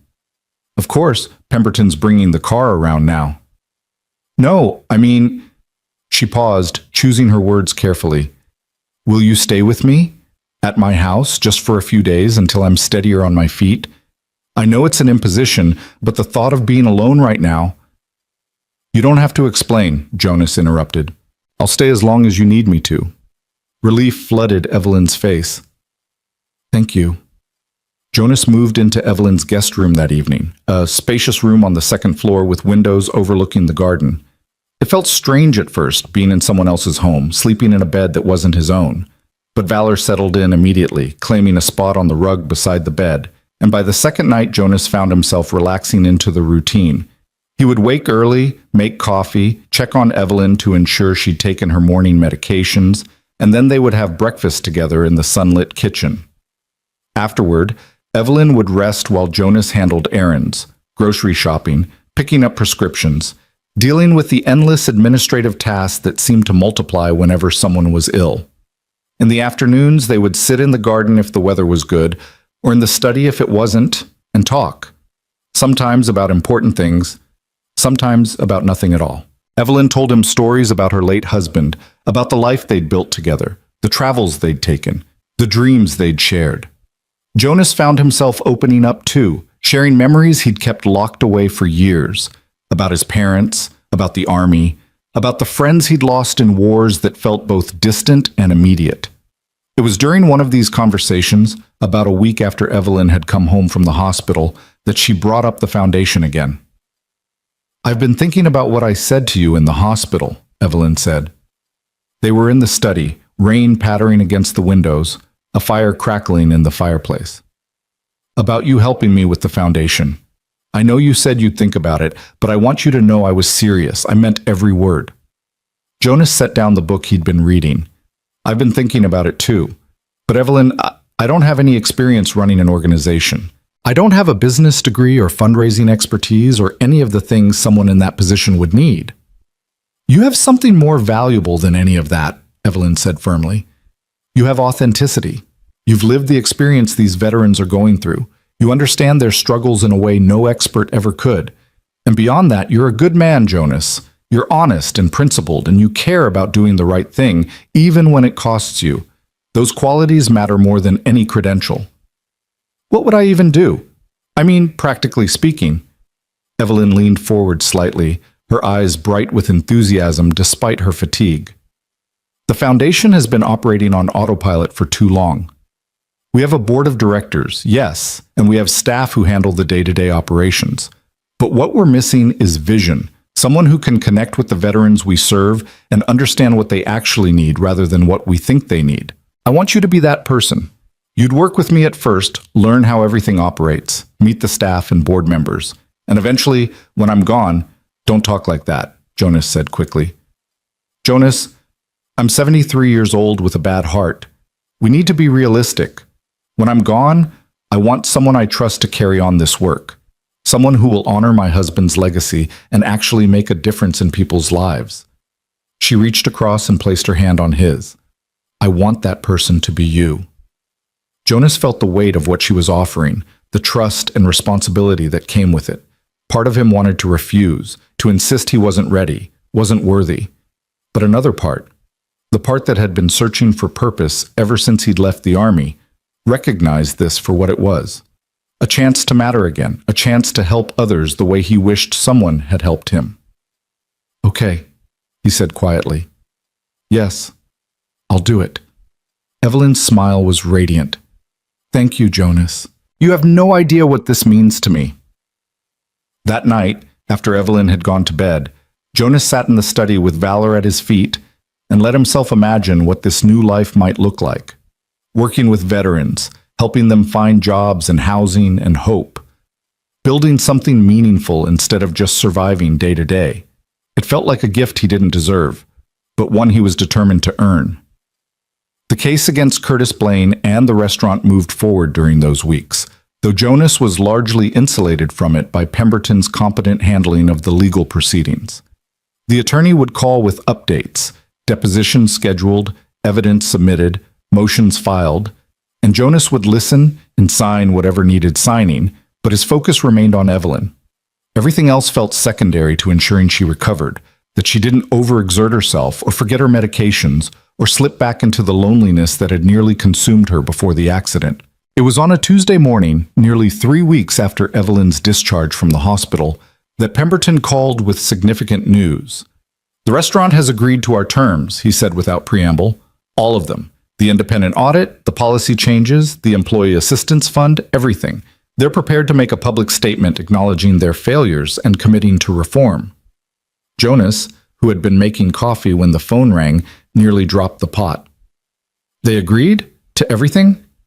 "Every single demand. And they've agreed to fund the Employee Assistance Fund with an initial contribution of $100,000, with annual contributions of $50,000 for the next 5 years. It's unprecedented, Jonas. I've never seen a corporation cave this completely." "What changed their mind?" Pemberton chuckled. "You did. Your refusal to settle, your willingness to take this to court, it scared them.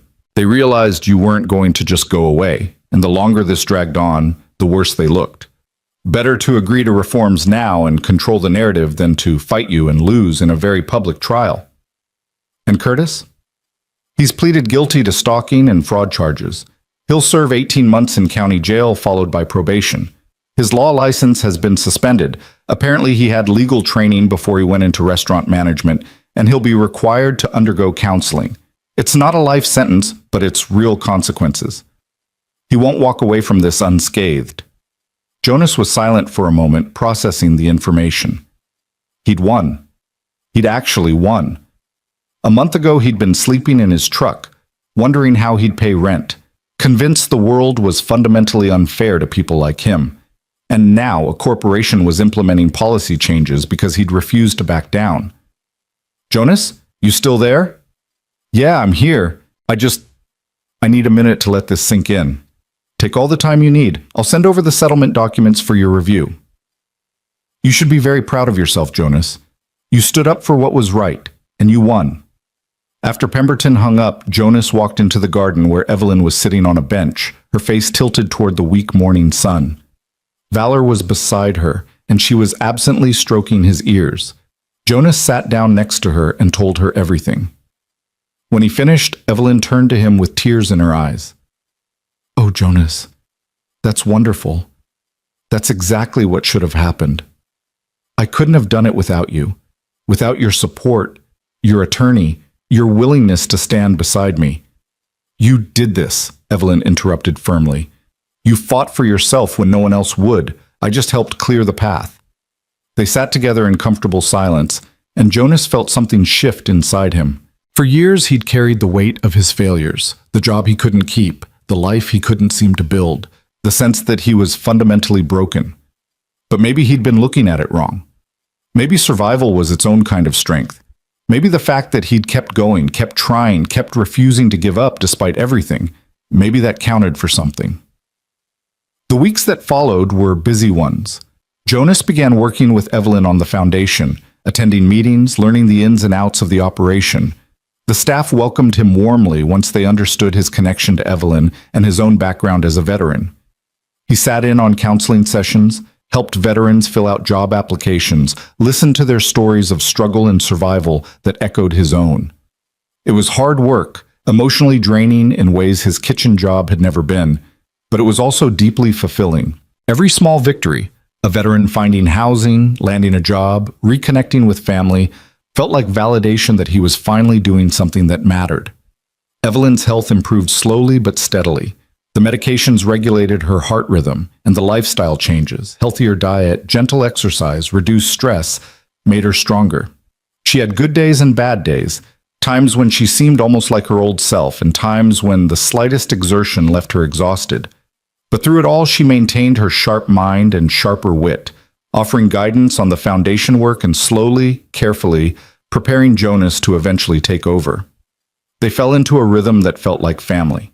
Breakfast together, work during the day, quiet evenings by the fire with valor sprawled between them.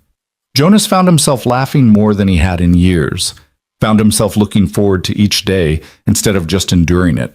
And he could see the same transformation in Evelyn, the way the haunted look gradually left her eyes, replaced by contentment and purpose. It was on a crisp October evening, the leaves turning gold and red in the garden, that everything changed again. Jonas had just finished making dinner, nothing fancy, just grilled chicken and vegetables, when he heard a sound from upstairs. A thump, followed by silence. His heart seized, and he was moving before his mind caught up, taking the stairs two at a time with Valor close behind. He found Evelyn in her bedroom, lying on the floor beside her bed. Her eyes were closed, her breathing shallow and rapid, and Jonas felt terror lance through him. Evelyn. He dropped to his knees beside her, checking her pulse. It was there, but weak and irregular. Evelyn, can you hear me? Her eyelids fluttered. Jonas, she whispered. Something's wrong. I can't breathe right.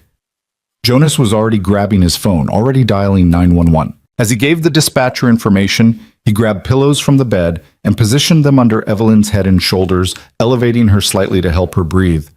Valor pressed close, whining softly, his nose nudging Evelyn's hand. Stay with me, Jonas said, his voice steady even though his hands were shaking. The ambulance is coming. Just stay with me, Evelyn. I'm sorry, she murmured. I'm sorry.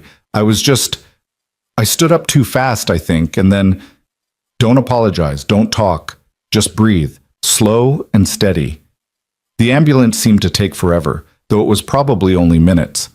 When the paramedics arrived, Jonas moved aside to let them work, but he stayed close, his hand reaching out to grasp Evelyn's when she extended it toward him. She held on tight, her fingers cold and trembling, and Jonas squeezed back, trying to channel strength and reassurance through that simple touch. They transported her to the same hospital where she'd been before, and Jonas rode with her again, Valor left behind this time, with a neighbor who'd come running when the ambulance arrived. In the emergency room, Jonas gave the doctors Evelyn's medical history, listed her medications, answered their rapid-fire questions with as much precision as he could manage. And then, once again, he was relegated to the waiting room while they worked on her behind closed doors. This time felt different. Worse. Jonas paced the sterile hallway with his fists clenched, trying to hold himself together. Pemberton came, alerted by a call from Jonas, and sat with him through the long hours. But Jonas barely registered his presence. His mind was fixated on Evelyn, on how fragile she'd looked lying on that bedroom floor, on the fear he'd seen in her eyes. It was past midnight when a doctor finally emerged, and Jonas was on his feet instantly. The doctor's expression was grave, and Jonas felt his stomach drop. Mr. Hale, I'm Dr. Chen. I've been treating Mrs. Marrow. How is she? She's stable, but her condition is serious. She's experienced another cardiac event, more severe than the first. We've had to use more aggressive interventions to stabilize her rhythm, and her heart is showing signs of significant damage. Dr. Chen paused, choosing his words carefully. I won't sugarcoat this. Mrs. Marrow's heart is failing. We can manage it with medication and monitoring, but the reality is that each event weakens it further. She may have months or she may have years. There's no way to predict with certainty. Jonas felt the floor tilt beneath him. Can I see her? She's sedated right now, but yes, she's in ICU, room 4. I should warn you, she's on a ventilator to help her breathe. It looks frightening, but it's temporary while her heart recovers enough to do the work on its own." Jonas nodded numbly and made his way to the ICU. When he entered Evelyn's room, he had to stop in the doorway and steady himself. She looked so small in the hospital bed, dwarfed by machines and tubes and monitors. The ventilator pushed air into her lungs with a mechanical rhythm that sounded too loud in the quiet room.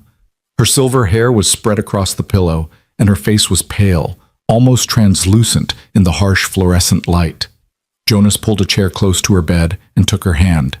It was cool and limp, unresponsive, and he had to blink back tears. "I'm here," he said quietly, even though she couldn't hear him. "I'm right here, Evelyn. You're not alone." He stayed there through the night, dozing fitfully in the chair, jerking awake whenever a monitor beeped or a nurse came in to check vitals. By morning, his back ached and his eyes burned with exhaustion, but he didn't leave. He couldn't. Around 9 in the morning, Evelyn began to stir. Her fingers twitched in Jonas's hand, and her eyelids fluttered. A nurse came in immediately, checking monitors, and then called for the doctor. They extubated her carefully, removing the breathing tube, and Evelyn coughed and gasped as her lungs remembered how to work on their own. "Easy," the nurse said gently. "Slow breaths. You're doing great, Mrs. Marrow." When Evelyn's eyes finally opened and focused on Jonas, he saw recognition there, and relief. She tried to speak, but her throat was too raw from the ventilator. The nurse gave her ice chips and told her to rest her voice. "Don't try to talk," Jonas said, squeezing her hand. "I know. I'm here." Over the next few days, Evelyn recovered enough to be moved out of ICU into a regular room. The doctors adjusted her medications again, consulted with specialists, discussed options that ranged from pacemakers to experimental treatments. But the underlying message remained the same. Evelyn's heart was failing, and there was only so much medicine could do. Evelyn took the news with characteristic grace, asking intelligent questions and making practical decisions about her care. But Jonas could see the fear lurking behind her composed exterior, could see the way her hands trembled slightly when she thought no one was looking. On her 4th day in the hospital, Evelyn asked Jonas to bring her a leather folder from her study at home. "The brown one. On the shelf behind my desk," she said. "It's important." Jonas retrieved it that afternoon, along with fresh clothes and the books Evelyn had requested. When he returned to the hospital, she asked him to close the door to her room and sit down. "What's going on?" Jonas asked, suddenly worried. Evelyn opened the folder and pulled out several documents.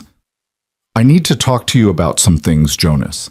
Things I should have discussed weeks ago, but I kept putting it off because I didn't want to face what they meant." She took a breath. "I'm dying. We both know that. It might be tomorrow or it might be next year, but my heart is giving out and eventually it's going to stop working altogether." "Evelyn, please let me finish. I've spent the last few days thinking about what I want to leave behind, what kind of legacy I want to have. And I've made some decisions." She handed him a document. "This is my will. I had Pemberton update it last week before this latest episode. I'm leaving everything to you, Jonas. The house, my estate, the foundation, all of it." Jonas stared at the document in his hands, unable to process what he was seeing. "Evelyn, no, I can't accept this." "Yes, you can, and you will." Her voice was firm, leaving no room for argument. "I have no children, no close relatives who need this money. My husband wanted the foundation to help veterans, and I can't think of anyone better to carry on that work than you. You've already proven yourself, Jonas. You've shown me that you care, that you'll fight for what's right, even when it costs you everything. That's exactly the kind of person who should control this legacy." "But Evelyn, this is millions of dollars, isn't it? Property, investments. Closer to 12 million, actually. And yes, it's a tremendous responsibility, but I know you can handle it. I've watched you these past months, seen how you've grown, how you've found your purpose again. You're ready for this, Jonas, even if you don't believe it yet." Jonas felt tears burning in his eyes. "I don't want your money, Evelyn. I want you. I want you to get better, to live for years, to see the foundation grow and thrive. I want—" His voice cracked. "I want my friend to be okay." Evelyn's own eyes were wet now. She reached out and cupped Jonas's face with her hand. "Oh, my dear boy, I want that too." But we don't always get what we want, do we? What we get is the chance to make the most of the time we have, to matter to someone, to leave the world a little better than we found it. She smiled through her tears. You gave me that chance, Jonas. You saved my life that night on the highway, and then you saved it again by giving me something to live for. However much time I have left, I'll spend it knowing I mattered to someone, that I helped someone who needed it. That's more than most people get. Jonas pulled her into a careful embrace, mindful of the IV lines and monitors, and held her while they both cried. Valor, who had been allowed into the room by sympathetic nursing staff, pressed against Jonas's leg and whined softly, as if he understood the weight of the moment. When they finally pulled apart, Evelyn wiped her eyes and smiled. Now then, let's talk about what you're going to do with all this money. Despite everything, Jonas found himself laughing. You're impossible, you know that? I've been told. She settled back against her pillows, looking suddenly exhausted but also oddly peaceful. There's one more thing I want to ask you, Jonas. When the time comes, whenever that is, I want you to promise me you'll keep going, that you won't let my death become another weight you carry. Promise me you'll live fully, that you'll find joy again, that you'll use this gift I'm giving you to help as many people as you possibly can. Jonas swallowed hard. I promise. Good. Evelyn closed her eyes, a small smile playing at her lips. That's good. Evelyn came home from the hospital 6 days later, weaker than before, but determined to spend whatever time she had left in her own house, surrounded by familiar things. The doctors had done what they could, adjusting medications and providing equipment, an oxygen concentrator that hummed softly in the corner of her bedroom, a hospital bed that could be raised and lowered at the touch of a button, monitors to track her heart rate and oxygen levels. A hospice nurse named Maria came twice a day to check on her, a warm woman with gentle hands who treated Evelyn with dignity and kindness.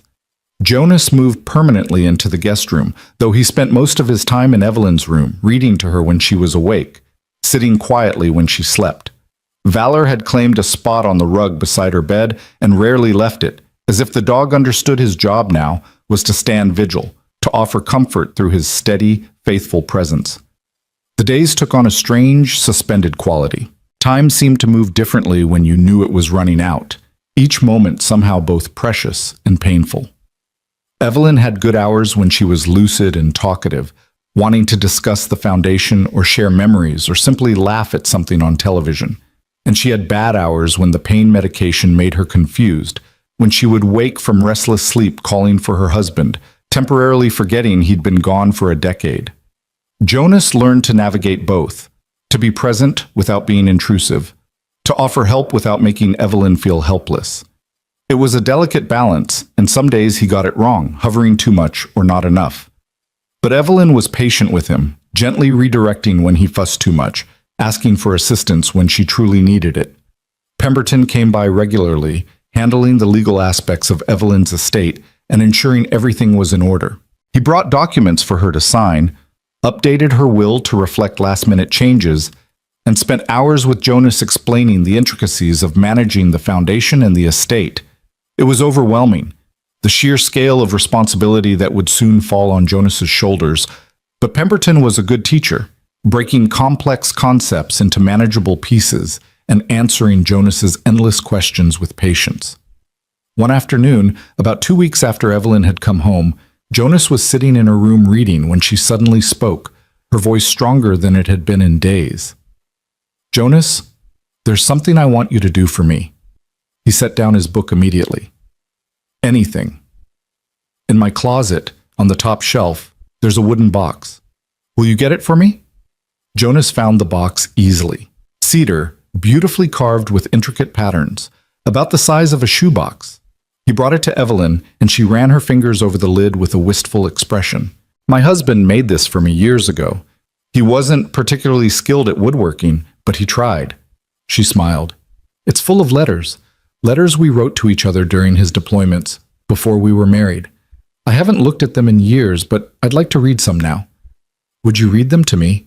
My eyes aren't what they used to be, and I get tired so quickly. Jonas opened the box. Inside were dozens of letters, yellowed with age, some in elegant cursive handwriting, others in a more masculine scrawl. He picked one at random and began to read. The letter was from Evelyn's husband, written from somewhere in Vietnam, describing the heat and the boredom punctuated by moments of terror. But mostly he wrote about missing Evelyn, about counting down the days until he could see her again, about the life they would build together when the war was over. His words were simple but profound, filled with a love that transcended distance and danger. Evelyn listened with her eyes closed, tears slipping down her cheeks. When Jonas finished, she was quiet for a long moment. "He was a good man," she said finally. "We had 42 years together, and it still wasn't enough. I don't think any amount of time would have been enough." "Tell me about him," Jonas said. "Tell me everything." And she did. For the next several hours, Evelyn shared stories about her late husband, how they'd met at a dance, how he'd proposed during a rainstorm, how they'd struggled and laughed and built a life together. She told Jonas about the foundation, how her husband had started it with almost nothing, working tirelessly to help veterans who'd been forgotten by the system that had sent them to war. She told him about her husband's death, how peaceful it had been, how he'd held her hand and told her he'd loved every moment of their life together. "That's what I want you to find, Jonas," Evelyn said, her voice growing tired. "Someone to love like that. Someone who makes every moment worthwhile. Don't spend your life alone just because you're afraid of losing people. The love is worth the loss. Always." Jonas felt his throat tighten. "I'll try." "Promise me." "I promise." Over the following weeks, Evelyn's condition slowly deteriorated. The good hours became shorter and less frequent. She slept more, ate less, grew frailer with each passing day. But her mind remained sharp during her lucid moments, and she used that time to prepare Jonas for what was coming. She introduced him to key members of the Foundation's board, making it clear that Jonas would be taking over her role. Some of them were skeptical at first, this quiet veteran with no formal business training. But Evelyn's endorsement carried weight, and more importantly, Jonas proved himself in conversations, demonstrating his understanding of veterans' needs and his genuine commitment to the Foundation's mission. She showed him where important documents were kept, explained her filing system, shared passwords and account information. She told him which staff members were reliable and which ones needed more oversight. She talked about her vision for the Foundation's future, programs she'd dreamed of implementing but never had the energy or time to pursue. "I want you to expand the housing program," she said one afternoon, her voice barely above a whisper. "Too many veterans end up homeless, and it's not because they're lazy or irresponsible. It's because the system fails them. I want the Foundation to buy properties, renovate them, create transitional housing where veterans can stay while they get back on their feet. Can you do that?" "Yes," Jonas said without hesitation. "I can do that. And I want a mentorship program. Pair veterans who've successfully transitioned with those who are struggling. People like you, Jonas, who understand what it's like and can offer real guidance. Will you make that happen?" "I will." Evelyn smiled weakly. "Good. That's good." As November arrived and the trees outside Evelyn's window stood bare against gray skies, Jonas could see the end approaching. Evelyn was sleeping 18, 20 hours a day now, and when she woke, she was often confused, struggling to remember where she was or what year it was. The hospice nurse told Jonas it was time, that it would be days now, maybe hours. Jonas called Pemberton and told him to come say goodbye. The attorney arrived that evening, his usual professional composure cracking as he stood beside Evelyn's bed and held her hand. "You've been a good friend, Richard," Evelyn murmured, her eyes barely open. "Thank you for everything." "The honor has been mine, Evelyn," Pemberton said, his voice rough with emotion. "You're an extraordinary woman."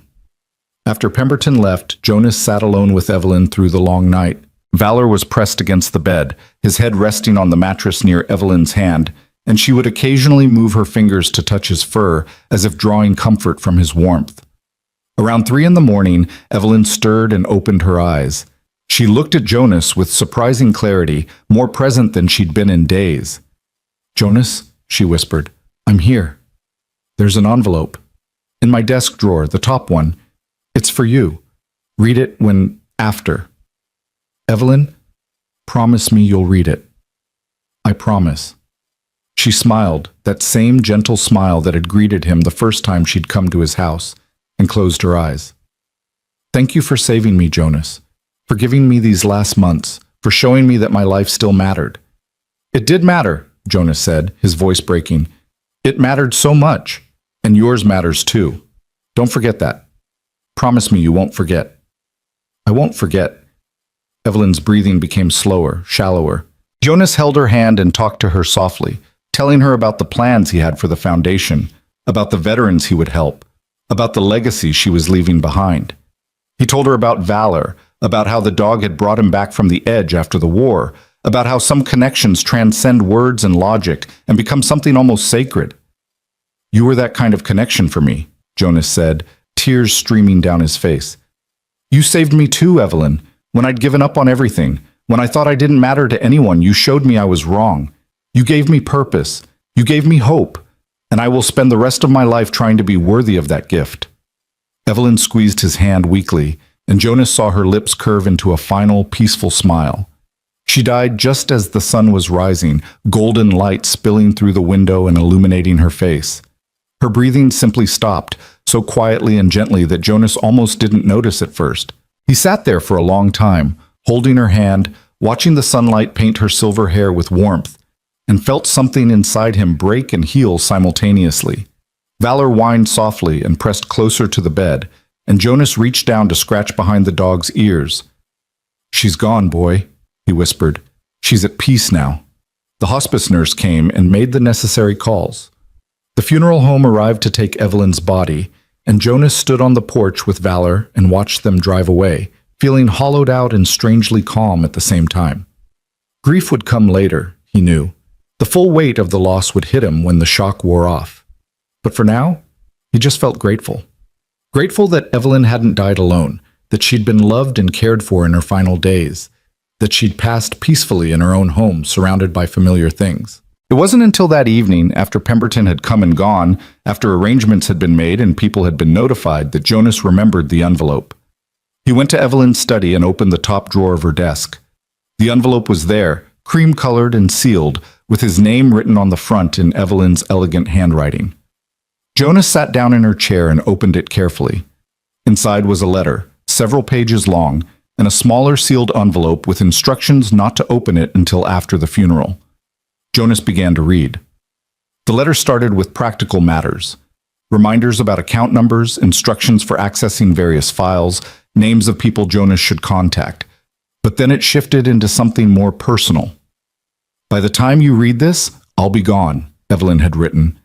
And while I know you'll grieve, I want you to remember that my death isn't a tragedy. I lived a long, full life. I loved deeply and was loved in return. I made a difference in the world, however small. And at the very end, I had you, a friend who made my final months meaningful and joyful. I couldn't have asked for more. I know you'll feel burdened by what I've left you. $12 million, a house, a foundation. It's an overwhelming responsibility, especially for someone who spent the last few years just trying to survive. But Jonas, I didn't choose you because I thought you needed charity.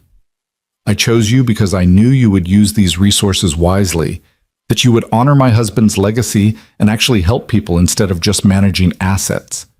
You're stronger than you know, braver than you believe, more capable than you've given yourself credit for. The man who pulled me from that burning car, who stood up to Curtis Blaine, who sat with a dying woman through her last nights. That man can do anything he sets his mind to. The enclosed envelope contains information about a property I purchased 6 months ago, before we met. It's a restaurant. Closed now. Abandoned, but with good bones. I'd always thought about renovating it, turning it into something special, but I never had the energy or vision for it. I want you to have it, Jonas. Not to run as a traditional restaurant, but as something new. Something that serves a purpose beyond profit. I trust you to figure out what that purpose is. You'll know when the time is right. Live well, my dear friend. Love fully. Find joy in unexpected places.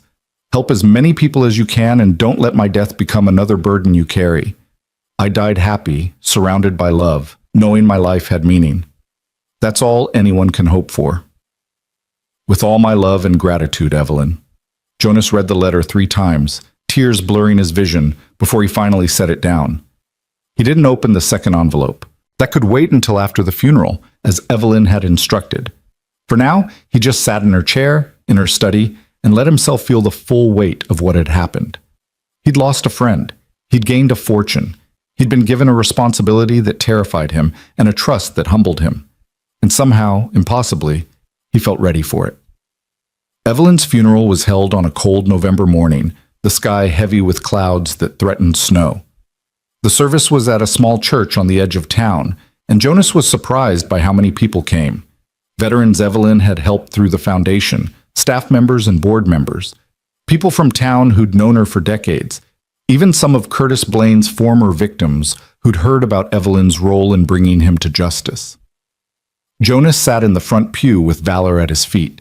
The church had made an exception for the service dog, and listened as people shared memories of Evelyn. They talked about her generosity, her sharp wit, her unwavering commitment to helping those in need. They talked about her late husband and the love story that had inspired the foundation. And several people mentioned Jonas, talking about how Evelyn had spoken of him in recent months, how proud she'd been of the man he was becoming. When it was Jonas's turn to speak, he stood at the podium and looked out at the assembled crowd. He'd prepared remarks, but they seemed inadequate now, too formal and distant. So he set his notes aside and spoke from the heart. "I met Evelyn Marrow on the worst night of my life," he began. "I'd just been fired from my job for doing the right thing. I was broke, alone, and convinced the world was a fundamentally unjust place. And then I saw her car on fire, and something in me said I had to help. I didn't think about it. I just acted. What I didn't know then was that I wasn't just saving Evelyn's life, she was saving mine too. Over the months that followed, she gave me more than money or opportunity. She gave me something I'd lost a long time ago. She gave me hope. She showed me that one person really can make a difference, that standing up for what's right matters even when it's hard, that connections between people can heal wounds we thought were permanent. Evelyn used to tell me that my life mattered, that I mattered, and for a long time I didn't believe her. But she kept saying it, kept showing me through her actions and her faith in me, until finally I started to believe it too. That's the gift she gave me. Not the inheritance or the foundation or the house, but the belief that I had value, that I could contribute something meaningful to the world. I promise you, Evelyn, wherever you are, I won't waste that gift. I'll use everything you've given me to help as many people as I possibly can. I'll build the programs you dreamed of. I'll expand the foundation until it reaches every veteran who needs help. And I'll try every single day to be the man you believed I could be. Thank you for saving my life. Thank you for being my friend. Thank you for showing me what love and generosity and purpose look like. I'll miss you every day, but I'll also carry you with me in everything I do. Your legacy will live on, I promise you that." Jonas's voice cracked on the last words, and he had to pause to compose himself. When he looked up, half the church was in tears. After the funeral, after the burial in the cemetery next to Evelyn's husband, after the reception where people shared more stories and offered condolences, Jonas finally went home, to Evelyn's house, which was his house now, though it would take time before it felt that way. He sat in the study with Valor at his feet and opened the second envelope. Inside was a deed to a property on Main Street, along with photographs and an architect's report. The building had once been a restaurant called Murphy's, a local institution that had closed 5 years ago when the owner retired. It was a large space with an industrial kitchen, a dining room that could seat 100, and an apartment above where the owner had lived. There was also a note in Evelyn's handwriting. This could be something special, a place where people who need a second chance can find one. Use your imagination, Jonas. Use your heart. I know you'll create something beautiful. Jonas studied the photographs, seeing past the peeling paint and broken windows to the potential underneath, and slowly an idea began to form. Over the next 6 months, Jonas threw himself into work. He officially took over as director of the Marrow Veterans Foundation, implementing the programs Evelyn had envisioned and creating new ones. The housing initiative launched with the purchase of 3 properties that were converted into transitional housing for homeless veterans. The mentorship program paired 50 veterans in its first year, with success rates that exceeded everyone's expectations. But Jonas's passion project was the restaurant. He hired contractors to renovate the building, working closely with them to preserve its character while modernizing the kitchen and facilities. He met with chefs and managers and staff, building a team that shared his vision. And he created a concept that was part restaurant, part training program, part second chance initiative. The restaurant would be called Second Chance Grill, and it would operate on a simple principle. Anyone who needed a fresh start could work there, regardless of their background. Veterans struggling with PTSD, people coming out of prison, individuals recovering from addiction, anyone who'd been knocked down by life and was trying to get back up, they would all have a place at Second Chance Grill. Staff would receive training in culinary skills, customer service, and basic business operations. They would earn fair wages and have access to counseling and support services. And they would work in an environment that valued their humanity over their past mistakes, that recognized everyone deserves a chance to prove themselves.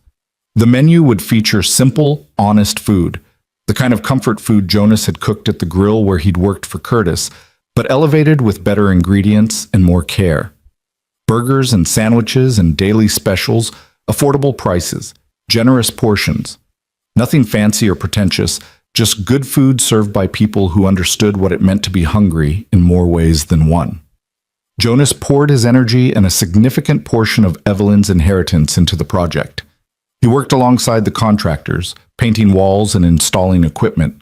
He taste-tested menu items and designed the dining room layout. He interviewed potential staff members and listened to their stories, seeing his own struggles reflected in their faces.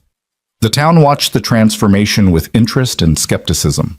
Some people praised Jonas's vision, but others whispered that he was naive, that a restaurant staffed by troubled people would never succeed, that he was wasting Evelyn's legacy on a foolish experiment.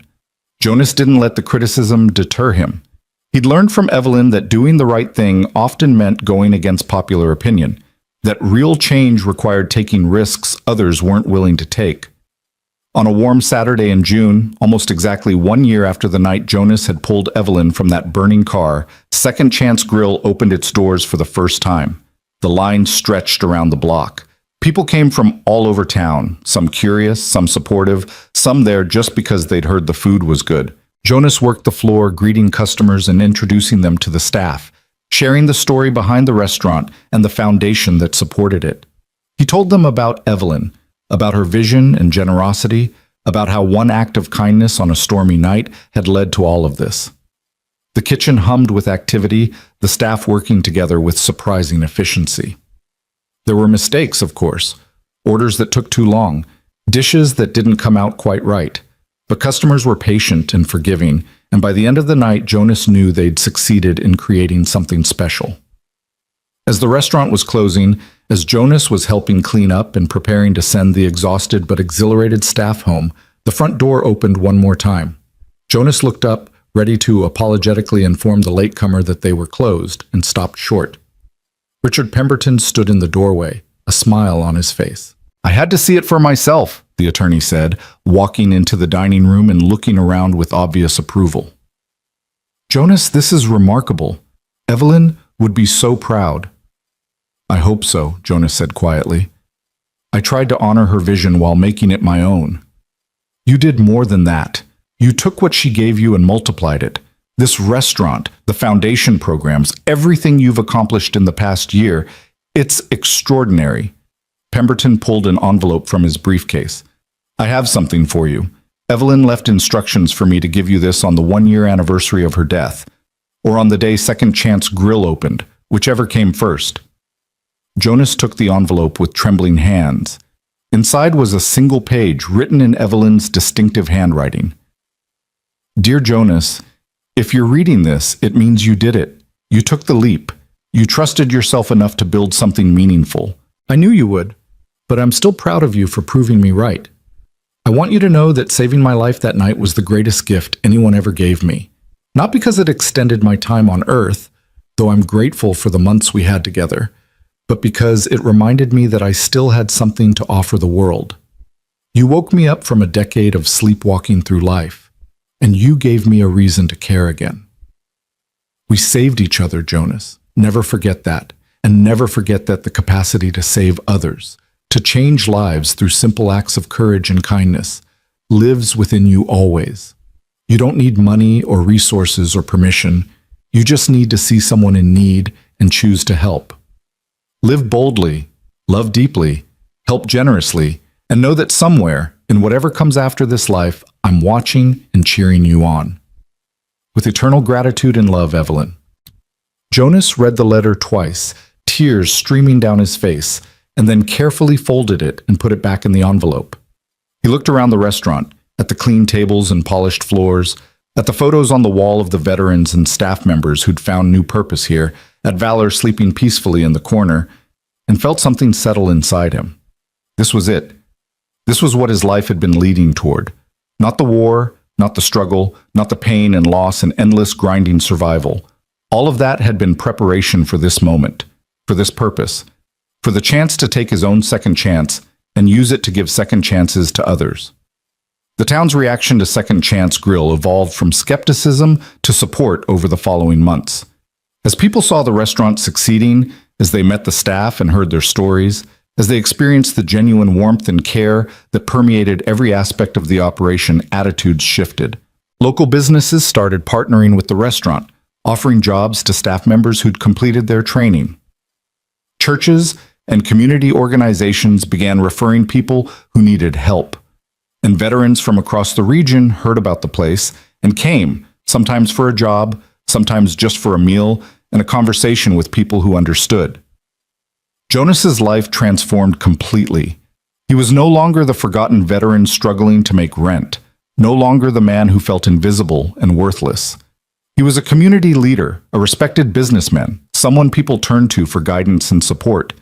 He sat on boards, spoke at events, represented the foundation at conferences, and through it all he remained grounded in the lessons Evelyn had taught him, that real wealth wasn't measured in dollars, but in lives touched, that power was meaningless without compassion, that success meant lifting others up rather than climbing over them. He also, slowly and cautiously, opened himself up to the possibility of connection in other ways. He went on a few dates, awkward at first, but gradually more comfortable. He made friends beyond professional acquaintances, people he could laugh with and confide in. He let himself be vulnerable, let people see the parts of him that were still healing, still struggling, still learning how to be fully human after years of just surviving. Valor remained his constant companion, aging gracefully, but still as loyal and intuitive as ever.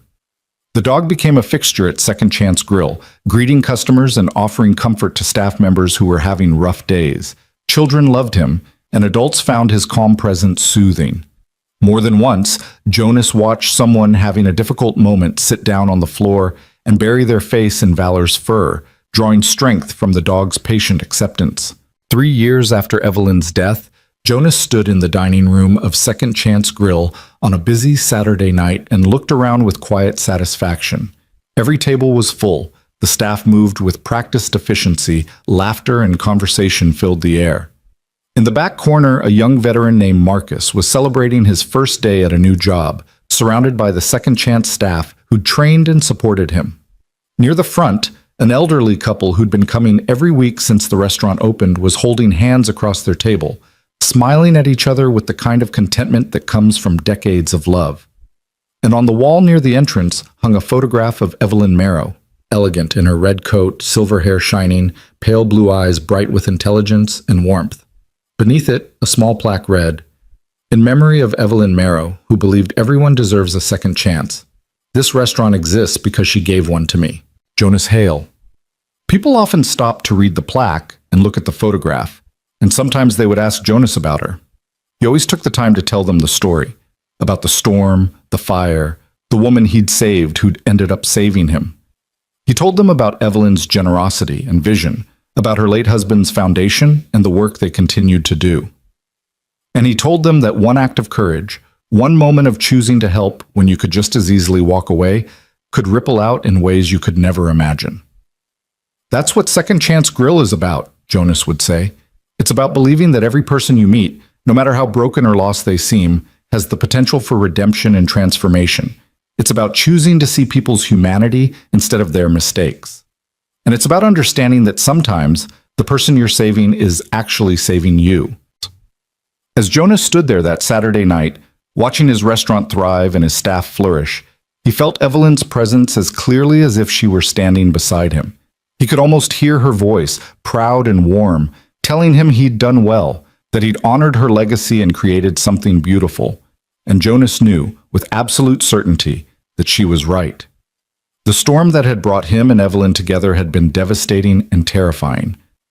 But from that darkness had come light, purpose, and connection, and the kind of transformation that only happens when two broken people find each other at exactly the right moment and decide to heal together.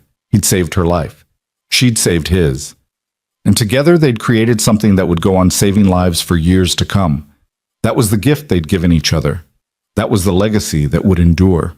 And that was the story that stunned the whole town, not because of the money or the inheritance or the dramatic rescue, but because it proved something people desperately needed to believe, that kindness matters, that courage counts, that one person really can make a difference in the world, and that sometimes the hardest storms lead to the most beautiful dawns. Jonas Hale had started that terrible night as a man who'd lost everything, but he'd ended it as a man who'd found everything that truly mattered, and he would spend the rest of his life making sure that gift, that second chance, reached as many people as possible, because that's what Evelyn would have wanted, and because that's what love, real love, looks like.